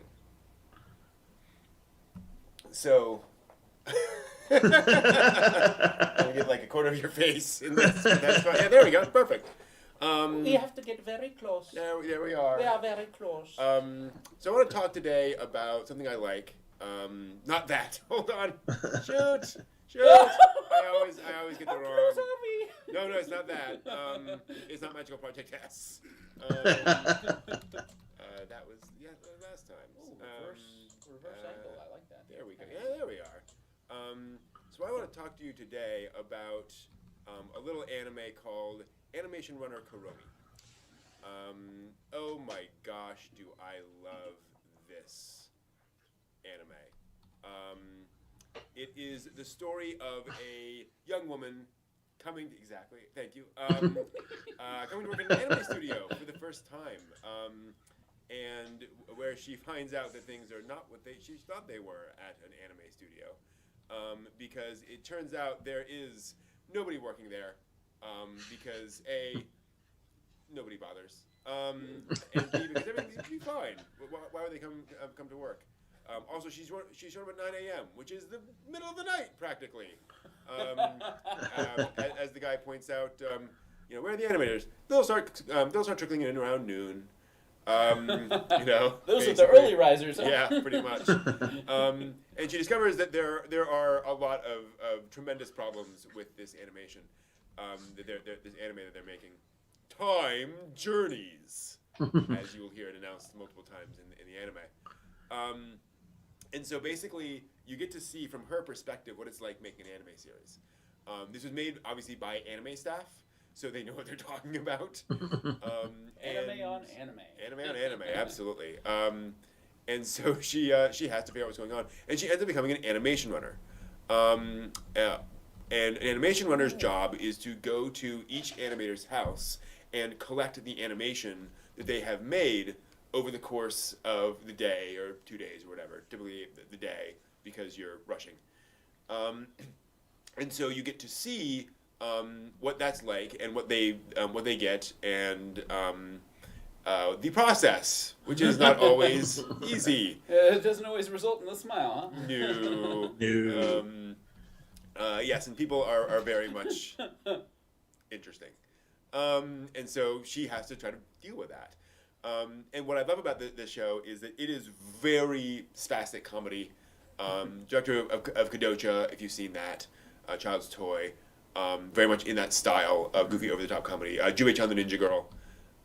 There's Time Journeys. Time Journeys. Time Journeys. And so she's running around trying to get the animation. And so you get a lot of insight into what the actual anime industry is like. Where she finally shows up in a normal outfit, because nobody wears business clothes, business outfits in anime. Nah. So you get to see a lot of the time crunch, a lot of the difficulties, a lot of what goes on, and how difficult it can be at times. How can we keep on schedule? Yeah, exactly. Get this done. Time Journeys. Which, by the way, is the director pronouncing that. He wanted to practice his English, so he did, Time Journeys into a microphone 5 times. Which is pretty hilarious. And so it's fun because, on the one hand, it's this fun spastic comedy. On the other hand, it is trying to represent what it's actually like. In fact, the director went and screened it for other folks in the industry afterwards, after it was done, and said, is this accurate? Have I kind of captured it reasonably accurately? And apparently their answer was, yeah, and Was that Is about that me? He'd be like, no, No, not at all. Not at all. Maybe not. And yeah, so you get to see how different people react to things and the various pressures around. Yes, the drawings are very difficult. And then you have, smarmy guy, who makes tons and tons of cuts, produces lots and lots of material, and it's all terrible. It's all just the most low quality, just churning it out. Quantity over quality. Absolutely. And so, so it is this just very interesting look at the animation industry. It's an hour long, the original OVA. There's a sequel, Animation Runner Kuromi 2, which is the point at which they're doing 3 anime at once, because anime. That's sweet. We love to juggle. Right, and all this stuff there. This is kind of Shirobako before Shirobako. Wow. So if you're familiar with Shirobako, again, kind of that inside look at the anime industry. But a much more of a goofy, over-the-top comedy, as folks, she's smoking, trying to smoke, and just how hard it can be at times. But what's also great is that this is also an upbeat look at folks coming together to actually make the anime series. The fact that they're all pushing things. So this is from a thing where she's sitting there looking at the TV, and the TV says, in other news, Mikiko Ogura has completely screwed up the production of Time Journeys, and she's going to get fired. And she wakes up,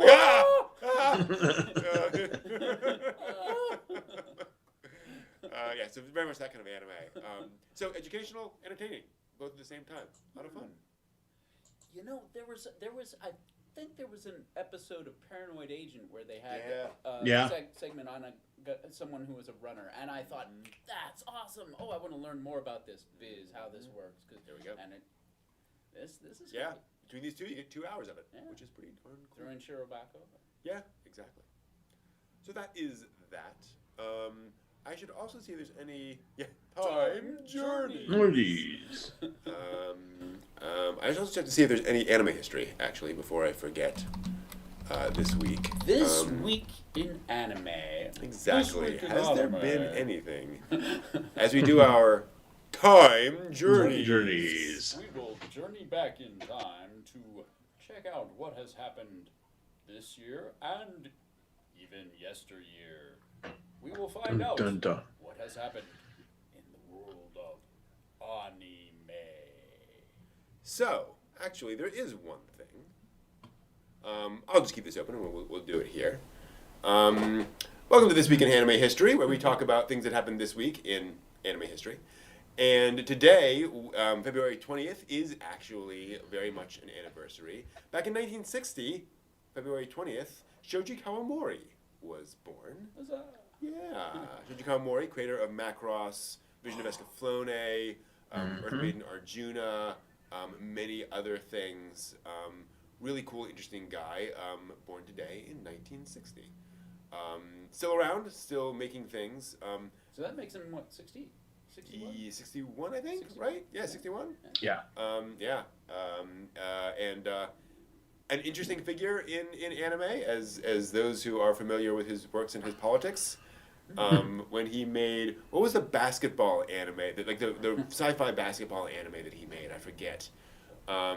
He did during the press conference, apparently, he said, "This is my new anime, and I promise I'm not going to get political this time." That's every Thanksgiving. I promise not to get political, but... And for what I've seen, he managed to avoid it in that particular anime series. But that is Kuroko? No, not Kuroko no Basketball. No. And again, it's a sci-fi thing. My mind just keeps going to Space Jam, which is definitely not. Let's see here. It was, and I'm scrolling through the list of anime he's made, which is a long list. Outlaw Star. Bosquash. Bebop. That's what I'm thinking of. Glass Fleet. So technically a squash anime. That's a nice name for it. Yeah. Bosquash. Takes place in the world of Earth Dash, an alternate futuristic version of Earth, with a lunar society and a Bigfoot basketball, where players ride mecha called Bigfoot to play basketball in a giant arena. Because why wouldn't you do that? I remember this one. Yeah. Oh my God. It was a mess. It was a mess. And the first time that I came across it was an AMV and an Otakon Overflow. And it was somebody that did it, and I forget what the sports anime or what the sports song was, and it was just like mecha basketball, and I'm just like, I know it's anime, but why? Yeah. By the way, why? To be clear, he did not make Outlaw Star. He designed the XGP-15A from Outlaw Star. Oh, okay. Yeah. Okay. I was like, whoa, that's really cool. Wait, I was looking at the list going. Yeah, I was surprised. And I And see this is the That's an underappreciated anime right there. Outlaw Star. Oh yeah. Yeah. Yeah. I need to watch that like all the way through at some point. Genesis Aquarion. Yeah, a lot of these are mecha designs, things like that. A lot of mecha design, yeah. Like he did Mobile Wow. 83, designed some of the mecha in there. Machine design. What? The He was chief director on AKB48, the anime series. According to this, okay. Wow. All right. Check it against MAO. Well, no, yeah, exactly. And I'll tell you why. Yeah. I'm betting. Here you go. Make the thing. Show me the dough. Absolutely. Razafon storyboard. Storyboard at Roger. He's had his hand in all sorts of things. Absolutely. Ultraman, mechanical design, Techno Police, action choreography. Yeah. Last Hope. Dango, Ghost in the Lucy Shell, City One. mechanical design. Yeah. Yeah. Wow, this guy's got. Oh yeah. He must done be one of those go-to guys for mechanical design. Absolutely. Yamato, what? Oh yeah. Yeah. He's done a whole bunch. Wow. Very big designs uncredited, for but that. still, Yeah. yeah. Yeah. I've done a lot of uncredited work. I can relate. I had a great moment in. So he was at Otakon a couple years ago, and I went to the panel, and they went through. They did this video showing like a bunch of his stuff, and comes up Eureka 7. People scream and yell. Escaflowne, people scream and yell. Up comes Spring and Chaos. Spring and Chaos is one of those anime from back when there wasn't a lot of anime available in America, and so I came across this because it is a biography of Kenji Miyazawa, famed Japanese poet, where everyone is a cat. It's very bizarre. It's very weird. I love it, but it's this weird contemplative thing, very indie film. So it came up, and I was like, yeah! And Shoji Kanamori was like, Who that one person here somewhere? You're probably going, thank you. Thank you. Exactly. Whoever you are. Someone knows this. And I was sharing other things, but I was like, oh yeah, it's pretty chaos. I remember that thing. I was sitting next to you. Yeah. Wow. That was weird. Yeah, absolutely. Macross. Yeah, Shoji Kanamori, one of the few people to do both Macross and Gundam. So he basically created Macross, one of the creators of Macross, wow. and then did mecha design on 083. Very famously, very much, we are going to get Shoji Kanamori to do mecha designs for a Gundam series. And I gotta admit, the GPO-1, the RX-78 GPO-1 in that is one of my favorite Gundam designs ever. Like, it is a gorgeous, gorgeous mecha. Wow, series concept creator, movie concept creator. Yeah. Lots of Macross involved. Oh yeah, Creator, very writer, much involved. supervisor. Yeah, you will not see Macross 2 on that list for very clear reasons. Yeah. Let's see here. Mecha designs for Gunhead too. We talked about Gunhead last time. Bunch of video games. Bunch of video games. And also worked on Diaclone, the Transformers toy line, the toy line that became Transformers. And he did some of this then stuff. later on, Transformers. Yeah, and then he just worked on Transformers. Thunderbirds are go. Yeah, the for the Thunderbird CGI series in 2015. Any of you guys saw that? I think it was a Netflix exclusive. He designed one of the aircraft for that. One of the stuff. And again, it was very much Yeah, let's have Shoji Kawamori design one of our things. Like that'll be a feather in our cap. That's awesome. I wonder if he had any hand in that giant Gundam that they have. Oh, good question. I mean, like taking design to real scale, because I know he's done scale models for some of these things. Yeah. Oh, yeah. Absolutely. Which of course, when we watch it, it's flat, but he's actually done modeling to. And we saw the Lego the toys, that for he did. the toys, he's for some of the merchandise. Hey, how does this actually? Yeah, he actually builds, and he showed us some of these scale models he will build to figure out. Yeah, to figure out how will this actually move and transform and all that.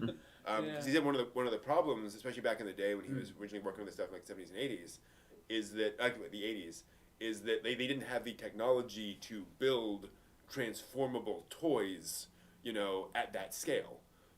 So there was a lot of questions of what can you actually make that would work.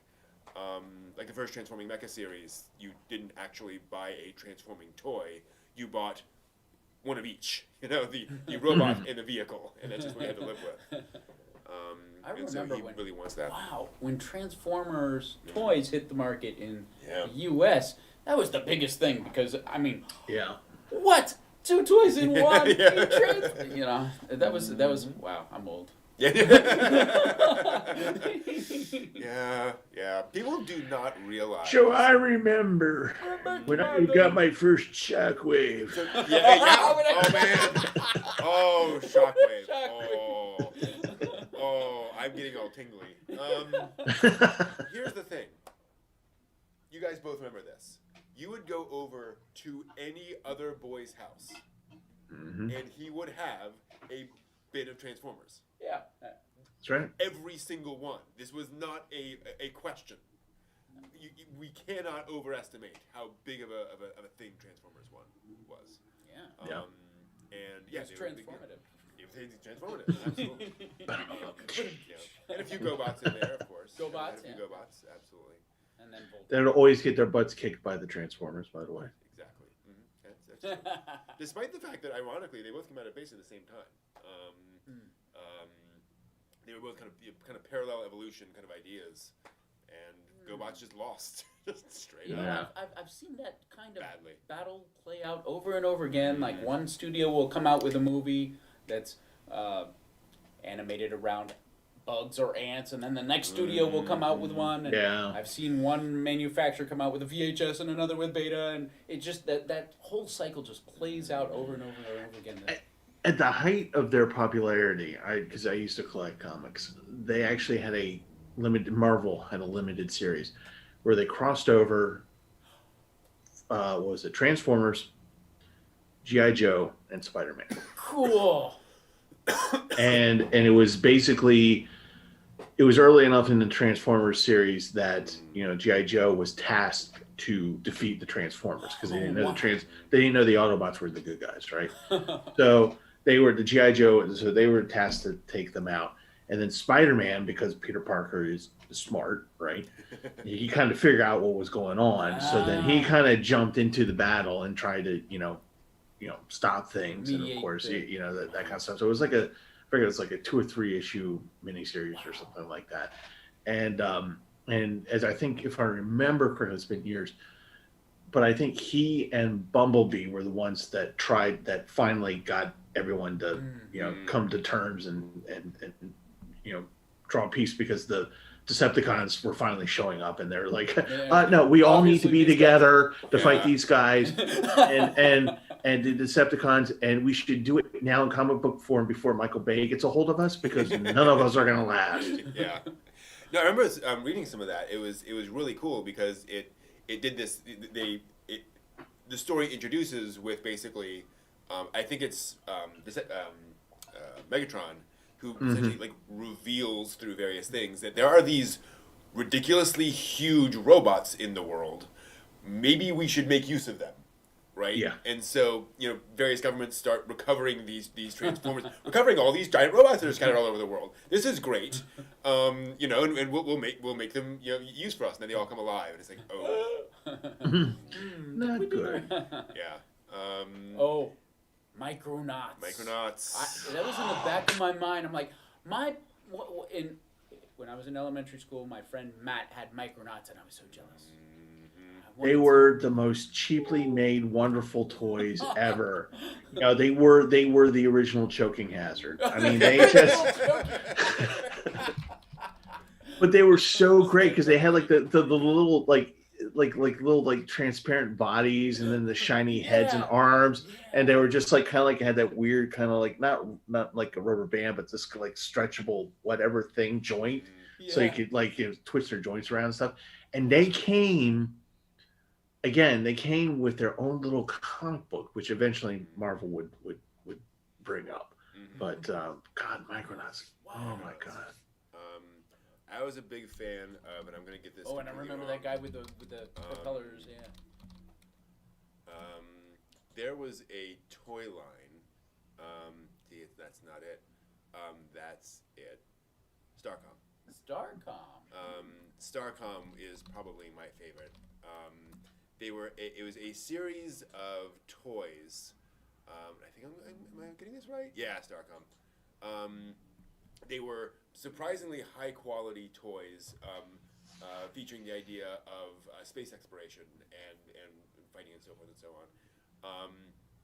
And you had these vehicles that would they would transform, but into condensed versions that you could then put on into another ship and fly that around. So you had this idea of kind of ships within ships within ships, nesting, if you will. Yeah, nesting, exactly. And everything had a bunch of movement on it. So I had this one toy. It was this sort of ATV, and the wheels would pop out. A gunner hatch would pop out. You had all of the ships, all of the crew had magnets on the bottom of their thing, so you could put them on different things. They go all over the place. It was one of those things where it's like everyone complains about cheap toys. These were not cheap toys, which is one of the reasons they didn't last very long in the toy aisle, because no one's going to spend money on these. But really cool concept, really well made, a lot of fun.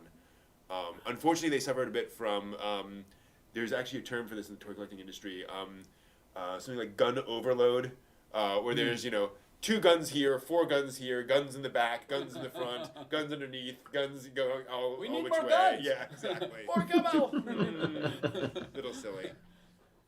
But just really cool. Gun overload. Yeah. As you can see, guns everywhere. But yeah, I spent some time recently on the Toy Galaxy YouTube channel, which there's a time sink for you, going over the absurdly expensive toys of the past. The USS Flag. Oh my God! Which was, I believe, 7 feet long. Yeah. Wow. Yeah. Yeah. It's an aircraft carrier for G.I. Joe. Wow. Yeah. Wow. Which was just this. So that was the thing you got out of the Sears catalog, and it was just this humongous thing. I never had it in front. Of course, it was one of those things where the one kid in the neighborhood had it, because only the one kid had the one parent that would be like, "If you'll shut up, I'll buy it for you." Just you gotta keep it in the basement. Your room's not. Yeah, exactly. Right. To give you an idea, I'm actually pulling up the Wikipedia article on this.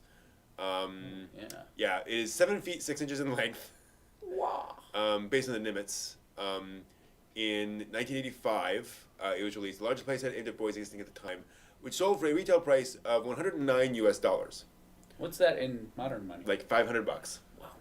Jesus. Which is not bad when you think about it. Collectors buy action figures for $80 today. Yeah. My brother gave away my Princess Leia to his girlfriend. If it's still in its original unopened box, it'll be several $1,000s. Wow. An idea. Yeah. There's quite a market there, huh? Comics Alliance referred to it in retrospect as it represented no better way to gain false friendship and genuine jealousy.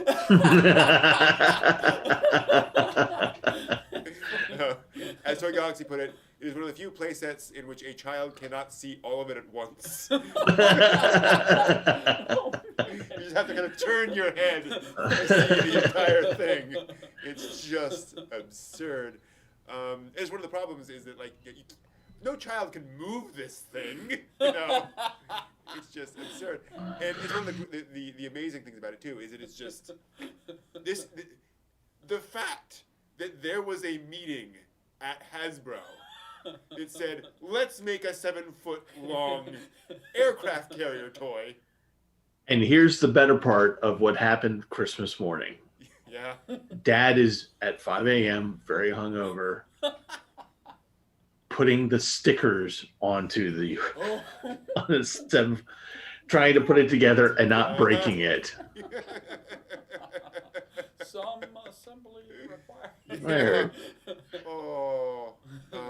Only to find that his son finds the box more interesting. Yeah, exactly. Why does he keep playing in the box? Yeah. I've done that. Exactly. Yeah. So that is that toy. Absolutely ridiculous. Yeah, and that's what, they need to make a shield helicarrier toy. Like that's the next thing. They do. Definitely. Yeah. It's another surprising thing when you think about it. You know, we live in an era of adult collectors who will shell out plenty of money for, you know, oddball occasional things. Why don't they make ridiculous big toys like this? Not at scale, right? You're going to make 500 of them, but they'll all sell. We know this. 1 to 20 scale gumball. Gumball. Yeah, that's the thing. Like they have that 3-foot tall Gundam. You've seen it. Like, yeah, that they have in various places. Well, remember a long time ago, I wanted the Yamato in my bedroom here. Oh yeah. Yeah. Oh yeah. Oh, I've wanted that. I didn't buy a model of the original Yamato one time when I saw it, and I've regretted it ever since because I can only get the later date models of it. Right. Yeah. I kick myself. When you see something, jump on it. Don't worry about rent. Don't worry about your Yeah. electricity. Who needs food? Exactly. As long as you have booze and your collectible items, you're okay. Exactly. Oh, the Yamato. Yeah.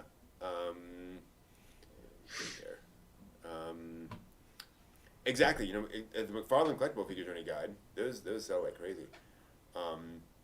But yeah, toys are an interesting thing. How much they've changed over time. Especially these days too, in an era where people are making, like, independent people will make action figures. And just, you know, do a run of 20 or whatever, and just do them at home, whatever, and sell them online. Wow. You can do that now. Without copyright? Well, they'll do their own trademark? action figures. Yeah, they'll invent their own action characters. Yeah, Super do that. Evan. Yeah, exactly, totally. Well, and the other cool thing is that a lot of toy lines will get brought back because there have been a few cases recently where an independent person will say, what's the, you know, they'll reach out to, you know, the guy who ran this one toy line in 1983 that was out for 6 months and say, I would like to license and release it. Like, what would you pay? And he's like, $500. Somewhere right? in Like, my just, garage, sure, I might have you the know. mold. Yeah, exactly. You know, and you can Yeah. get some of these really obscure ones for really cheap, and it's basically a gentleman's handshake kind of a situation. And they'll do that. And it's you know, totally legal. You do the contract. Let's sell Gundams on Etsy. Yeah, exactly. That will go well. Yeah, third-party Transformers. So you come up with your own Transformer design and just sell that. Totally doable. And again, you have printers, 3D printers, all that kind of stuff. So I'm just thinking, I'm laughing at myself because I'm just thinking about it because, you know, I tell you guys about the little stories that I make about Baltimore superheroes, you know, the Baltiverse, as I like to call it. And I'm like thinking, now you're talking about that, I'm like going, okay, so if I ever, you know, like probably put this on Amazon, self-publish, whatever, these stories, and then I'm just like, as you're talking about this, I'm like going, I'll make my own little models of the Baltiverse, you know, you know, these little guys. Yeah, you sell action figures of all your characters. Why not? The Baltiverse. What a weird world we live in. Where you probably find somebody who's like, hey, you go and say, hey, I have these things. I'd like to produce, you know, a run of 50 each of them. Like, sure, okay, yeah. Okay, we'll yeah, all right, there you go. Yeah. Then when conventions come back, I'll come back, set up my own little booth, and go, they're a thing. They're They're a there. thing. You haven't heard about them? Oh, Yeah. Oh, come on. You Yeah. really? Really? You know, we were next to Sasquatch Cop or whatever his is.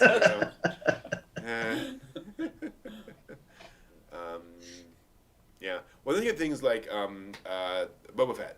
Boba Fett. Right, the Boba Fett figurine, where that was not produced as, I mean, that was just another Star Wars toy, but that's become extremely collectible. That is that thing. There are 2 versions of it. Oh. The first initial run, which didn't last long because, again, choking hazard. Joking. Literally, the jetpack with the little missile on the back. Oh, There was a run where you could actually have them flying. You press a button on the back, and it would eject the missile. Yeah. So, yeah. Toy Galaxy did an expose on that. They cannot find any documented evidence of one that actually flew. It was advertised to do that, but they cannot find anyone who actually ended up with it in their hands. And it's the interesting thing, is they're like, as far as they know, that was designed. It was probably prototyped. It was probably photographed. Maybe they caught it before. And what seems to have happened is there are tons of people on the internet who say, "Oh yeah, I totally had one." But they can't produce it. But they can't produce one because they think it's one of those memories where everyone's Mandela, like, or "I must." was Yeah, it the Mandela yeah. effect? Where it's like, Mandela effect. Oh yeah, Okay. it totally fired. It totally right. Actually, or maybe it actually did happen. There was a small run of like 50 of them, Right. and all 50 children died because they were Exactly. Yeah. It's a cover-up. It's a conspiracy. And that's a fascinating thing is that, and we have plenty of examples of toys where like you say, a couple got made, a couple made it out there, whatever, and they exist, but you don't know. Do you guys remember the Saturday Night Live skit where they were doing the dangerous toys? Here's a bag of glass. Exactly. Why'd you take it off the market? We don't want to take that off the market. Kids love glass. Medical That was waste Dan and bag. Aykroyd, right? I think it was. Do not taunt Happy Fun Ball. Do not taunt. I remember Happy Fun Ball. Oh my goodness. I busted a gut laughing at that the first time I saw it. All these precautions. Happy Fun Ball. It may not be exposed to sunlight. Do not bounce, Happy Fun Ball. Do not taunt. Yeah, exactly. Great stuff. A toy fair prototype would be interesting. Yeah, and that's Yeah. a thing that happened as well. Who knows? Kids Well, love we were talking about Bumblebee. Bumblebee is hilarious for me because it was one of these random Diaclone toys where they're like, okay, Volkswagen Beetle thing, fine, throw it in there. And it became like the most popular Transformer ever, Next to Optimus. It's like, okay, central figure in this toy line just happens to be, just this random little thing. Whoever knows. But yeah, toys are weird. Yeah. Many things are weird. Oh, I had a strange piece of technology. I don't know if you guys have ever heard of it. It was an 8-track player created in the shape of a robot called 2XL. And it would simultaneously 8-track players would play a loop of tape that had 4 different stereo tracks on it. And you would switch tracks by hitting a button that was related to that track. Well, someone was brilliant enough to realize that if you recorded programming on all 4 tracks, you could use that button to select answers to a question. You record your question on all 4 tracks, and you say, for answer A, you hit first button, answer B, answer C, answer D, and you'd hit it, and it would say, you're wrong, you're right, you're crazy, here's a joke. Yeah. and you could, it was like a branching kind of multiple choice storytelling, Interesting.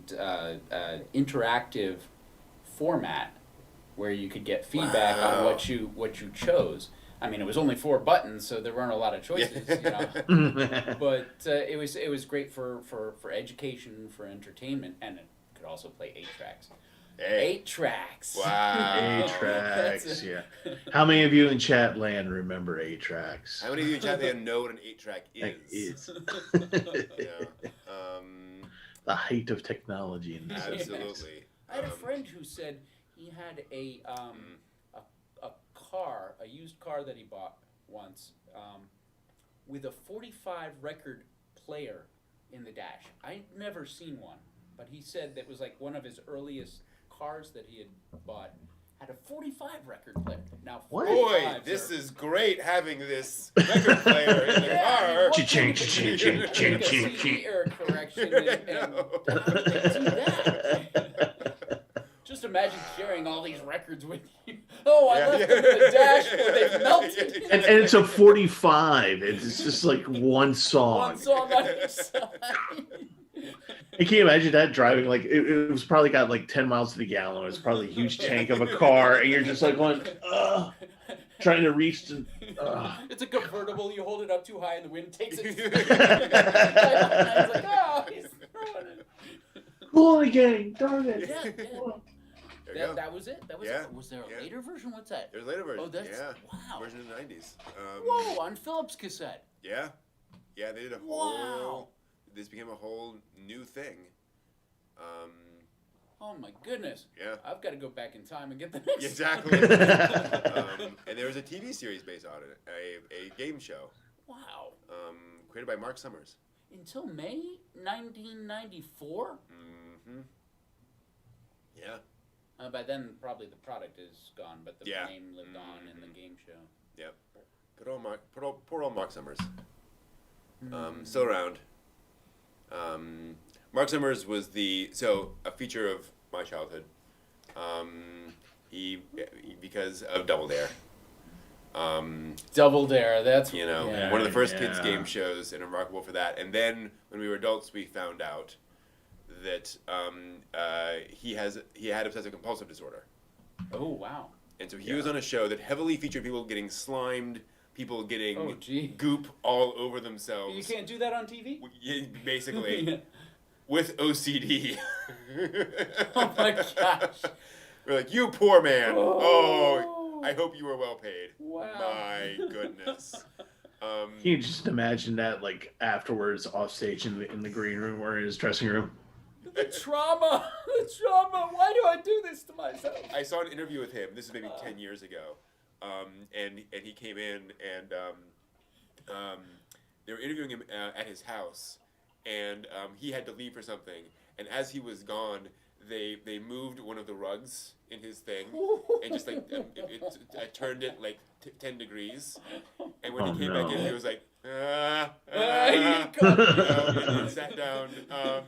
And he laughed and he said, honestly, it's in the back of my mind.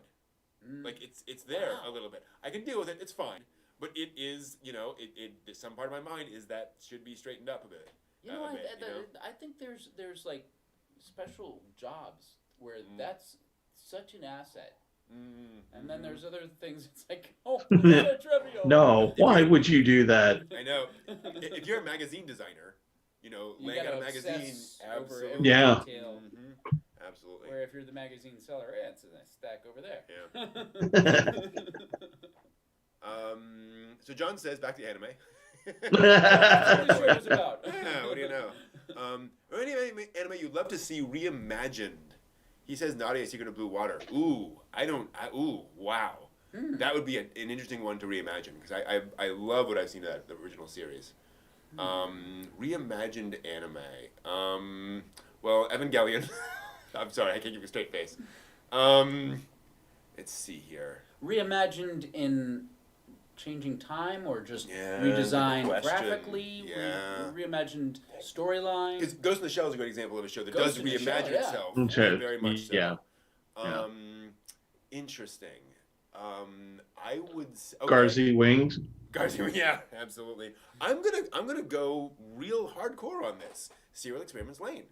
Oh wow, yeah. I could see that reimagined. I could, especially more because of the technology has changed and we live in that future. Yeah.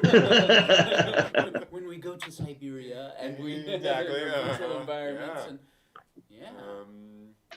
I could. That's a really good choice on that. I think. Be fascinating. I'm still pondering. Yeah, I don't know.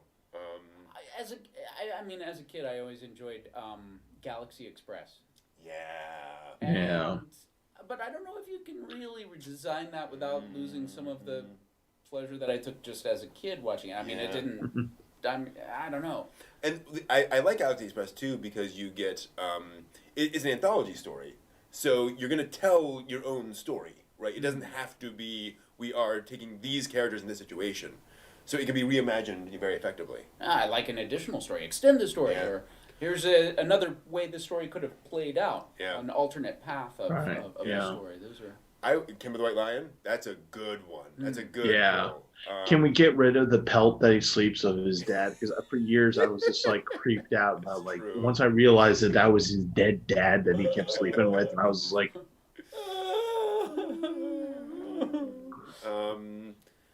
I would love to see original Gundam, just reanimated from scratch. High budget original. I Gundam. mean, Same plot. with the technology. Well, we kind of have that a little bit with Origins. True. Yeah. Absolutely. But if they just redid it with that, because that big spice scene of the Which long they battle. have hinted that they're moving in that direction. That they wanted to do that. They were talking about that after that. Here's what that's true, figured- John. Yeah. I figured it out. The Lion King. Anything with a 4:3 aspect ratio and analog quality that has had to be up-res just to get an SD. And so HD, I'd love to have Cowboy Bebop in 8K, high dynamic range, full gamut color, immersive. Wow. Yeah. Actually, Trigun. Trigun's another good one. Yeah. That'd be interesting to redo. Love and peace.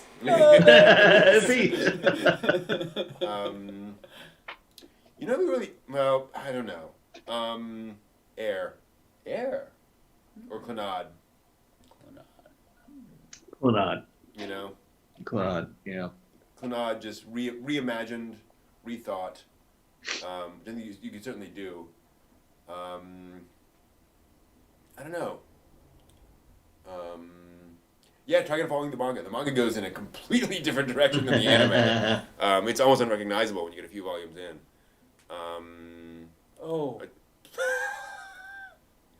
Wow, Plastic Little. For those who don't know, Plastic Little is an OVA, slightly softcore. Some nudity, some R-rated nudity.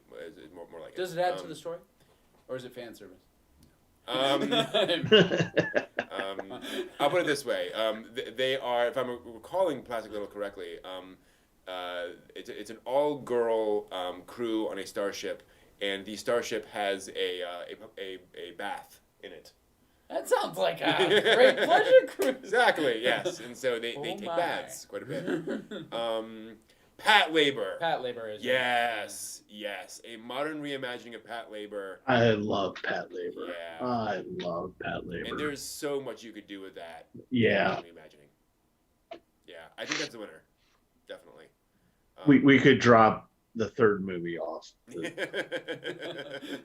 then everything would be fine. Yeah. That would be great.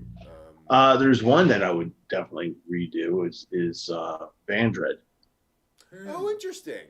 Yeah, just because I think talk about introducing CGI graphics into something older. Maybe that could probably use a bump up from that. Roni Kenshin, the bad seat. Yes. the one that was bad. What was it, second or was it third season? Roni Kenshin, third season. Yeah. The season that fans just say, I apologize for producing this product. I mean, honestly, a remake of Kenshin would be really good. Like a full-scale modern anime remake of Kenshin. Actually, you know what would probably really do well today, and I'm being serious. I'm not trying to be funny. Is Ranma 1/2? Yes. Ranma 1/2 would fit perfect in today's gender fluid cultures. Yeah. I mean, there are so many people who are gonna say, "Oh, I can understand this."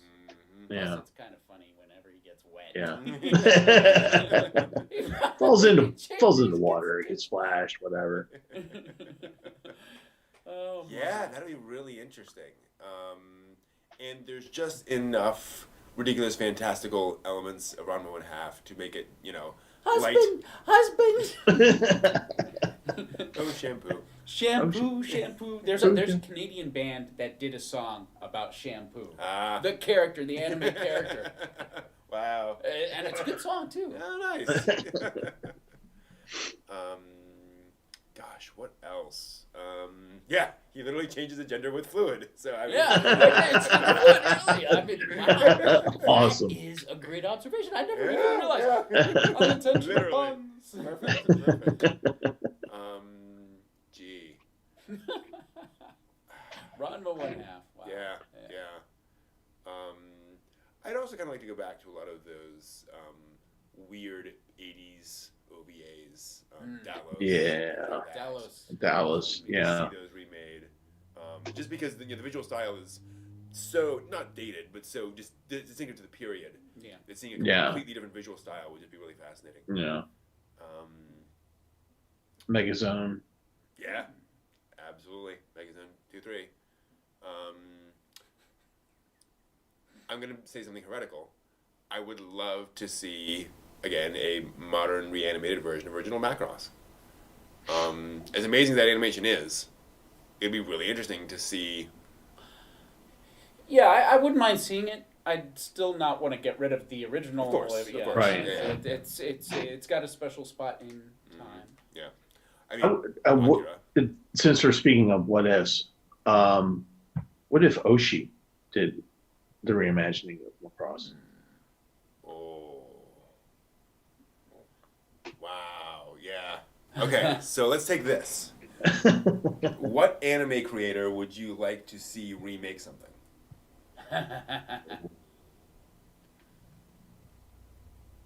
Gosh. Yeah.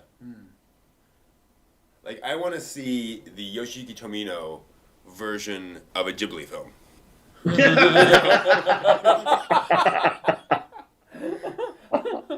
Oh no! Totoroko's badass. Slaughters the family. And then dies at the end. And then. Oh no! I don't know. Yeah, there's just so many interesting different takes. I'd kind of like to take one traditional story and have a lot of different people do their interpretation of it, so I could watch this person's approach to it. That way, and so that would be really neat. Yeah, because then you could see who takes a traditional known Sure, story and yeah. how they put their own flavor and sauce into the mix. Yeah. So I completely agree. I think Tomino doing a Ghibli film would be a Nausicaa prequel, telling the story of the build up, the people working through hardship to sort of build a new future. I think would absolutely be Tomino's take on that, and dying right and left. It's a Toshiko doing a kids show. Yeah, I'll one up that.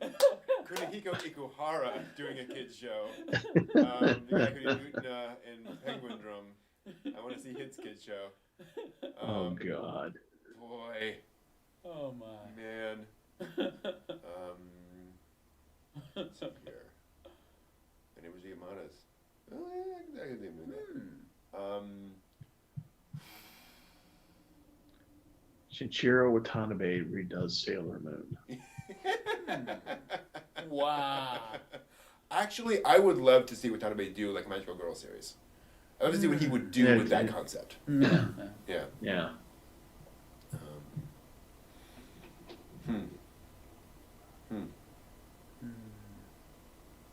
Bring more guns. Yeah. What if you made Fooly Cooly a magical girl?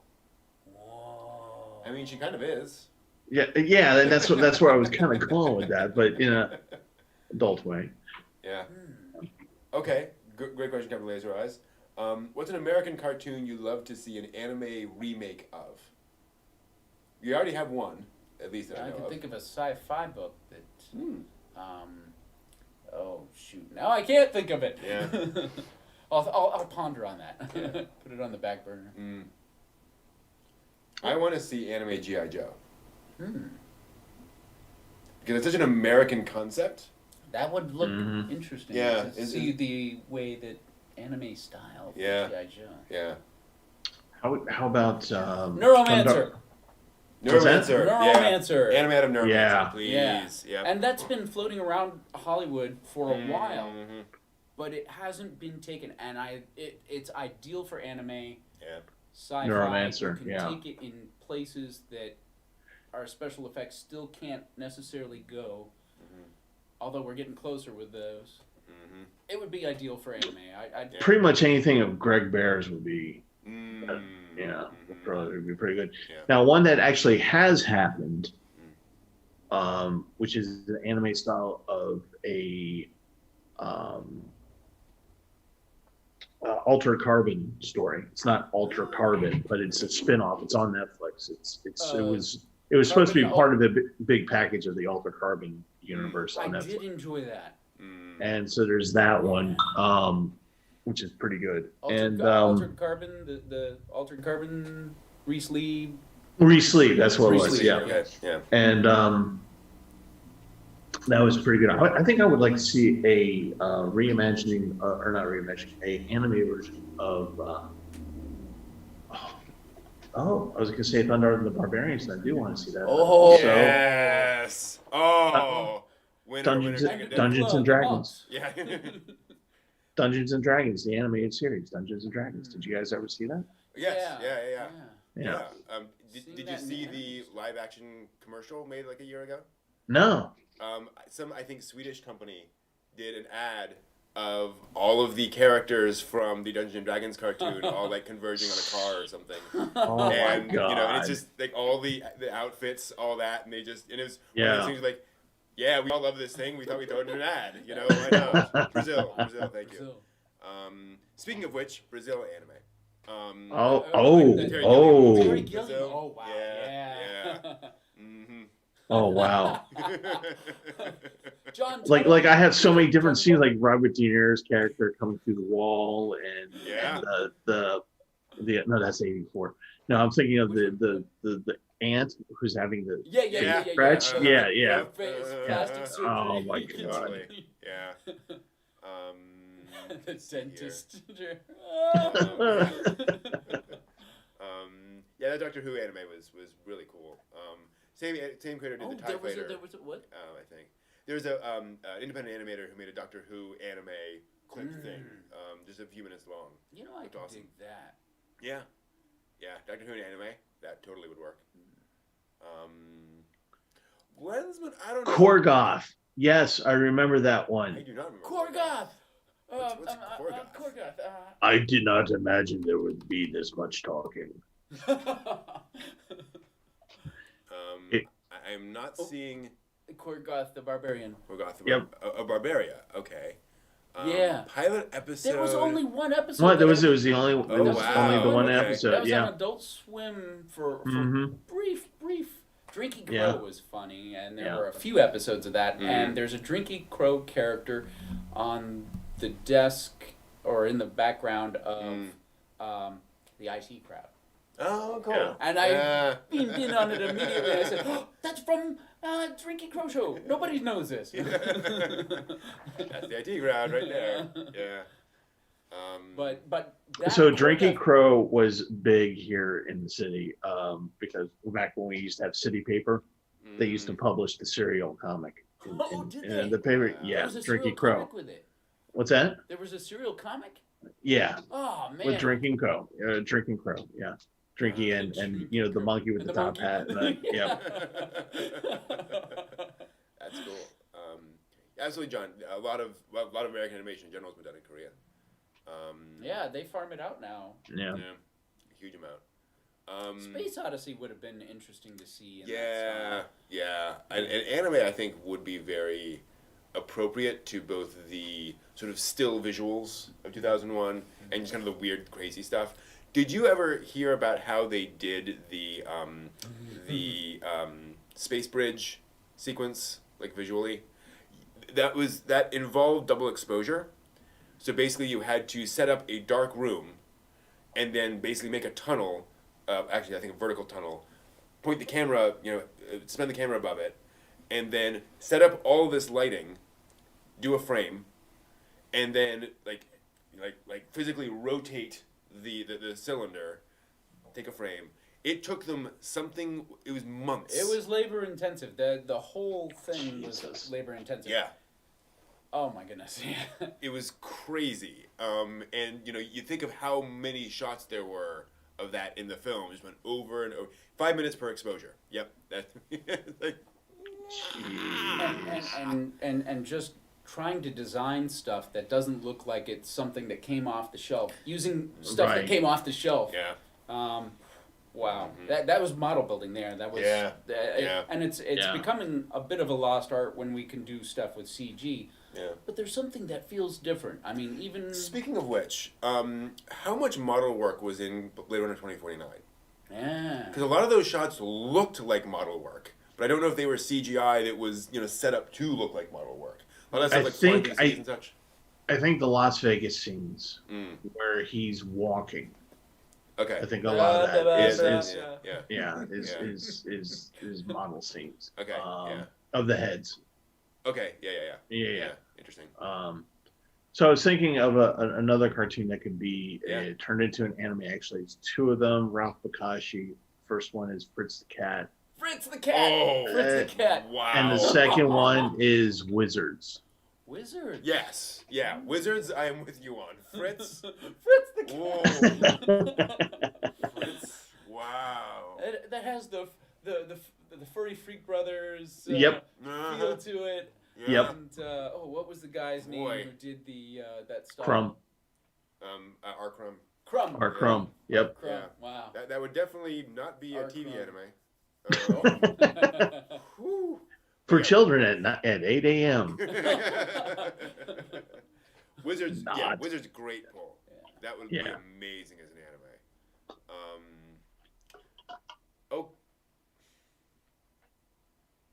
The great Big O. Okay, I want to see how they would do this. I'm not saying it would be more amazing, whatever. Secret of Nim. Oh. I want to see an anime version of Secret of Nim. Talk about a good animated movie. Yeah. Like as in the animation is good. Yeah. Mm-hmm. Wow. Snow White is anime? Absolutely. Like I would love to see. I mean, obviously we do have some masterpiece. How big is my budget? I want to do it all. Yeah, exactly. Just the anime glasses I put on and everything suddenly becomes anime style. Oh man. Yeah. Oh, gosh.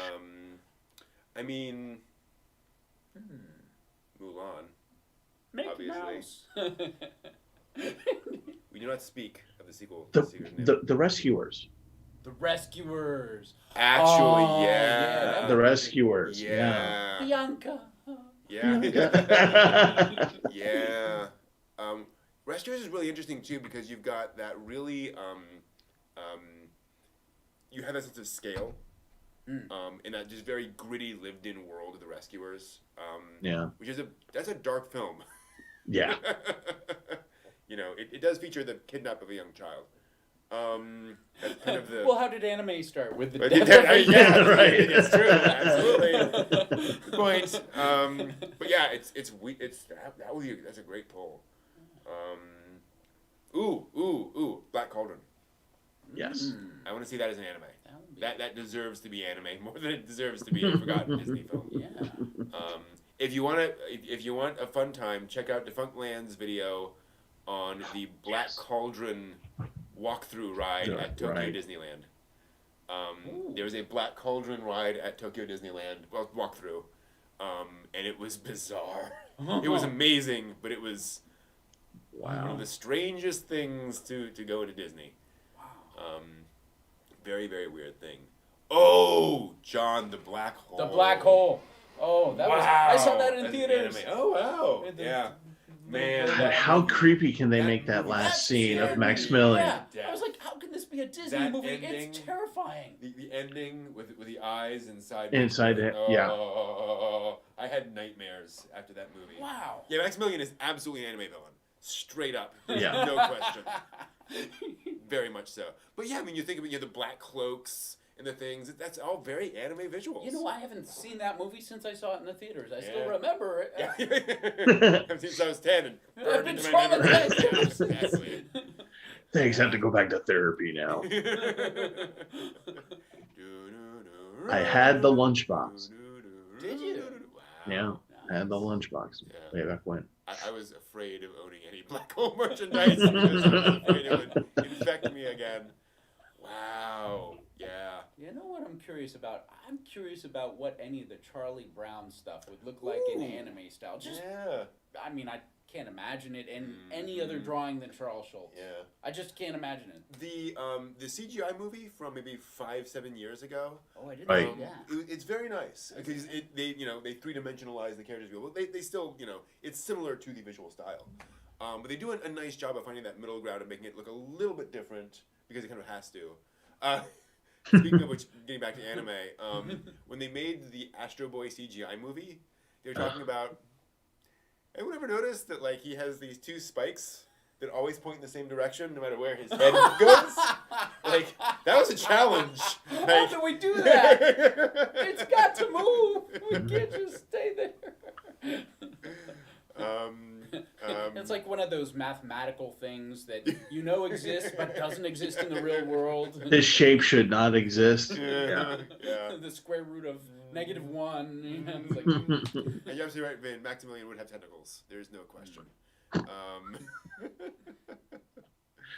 No. you know, Yeah. they had a cartoon for Stargate. It wasn't anime.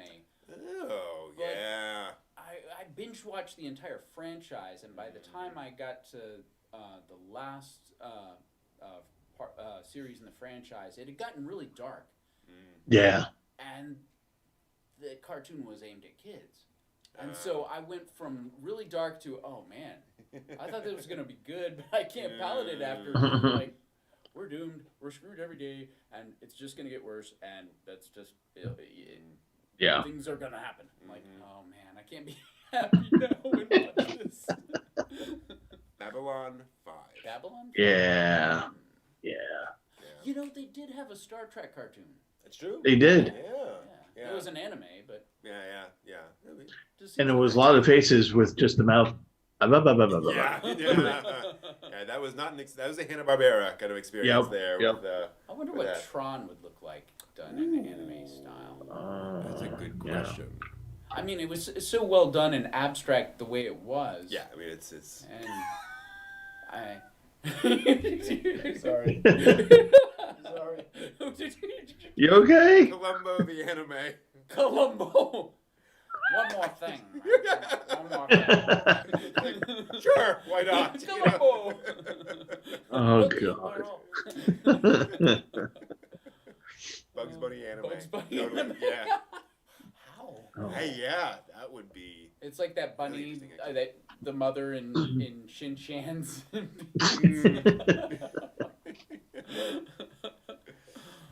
Cool.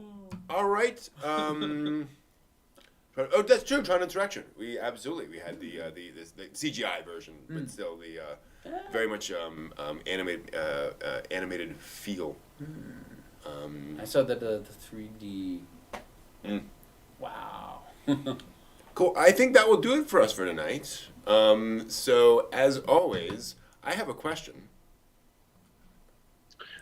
What did we learn on the show tonight, friends? What did we learn? Perfect.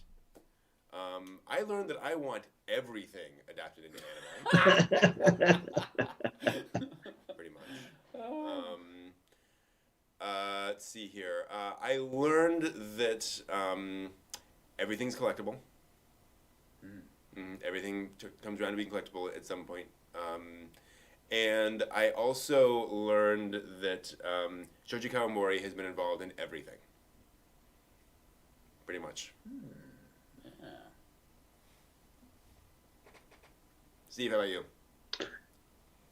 I have learned that I still appreciate good music in an anime. Yeah. Backing things like that, and I wish to see more of that.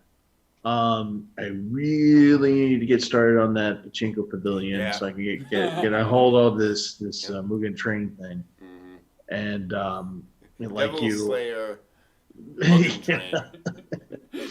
somehow get some just like some like new clips so that people will come in and spend lose all their money.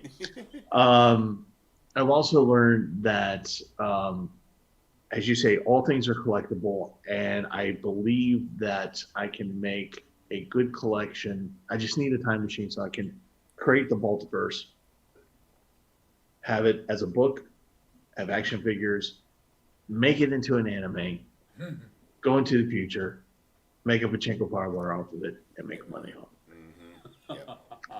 And I've learned that Evangelion, no matter what the actual timing of it is, it's long. No matter the time expands. And I mean, you want to talk about Redshift? There you go. And that is what I have learned. Okay, fair enough. Have you learned anything tonight?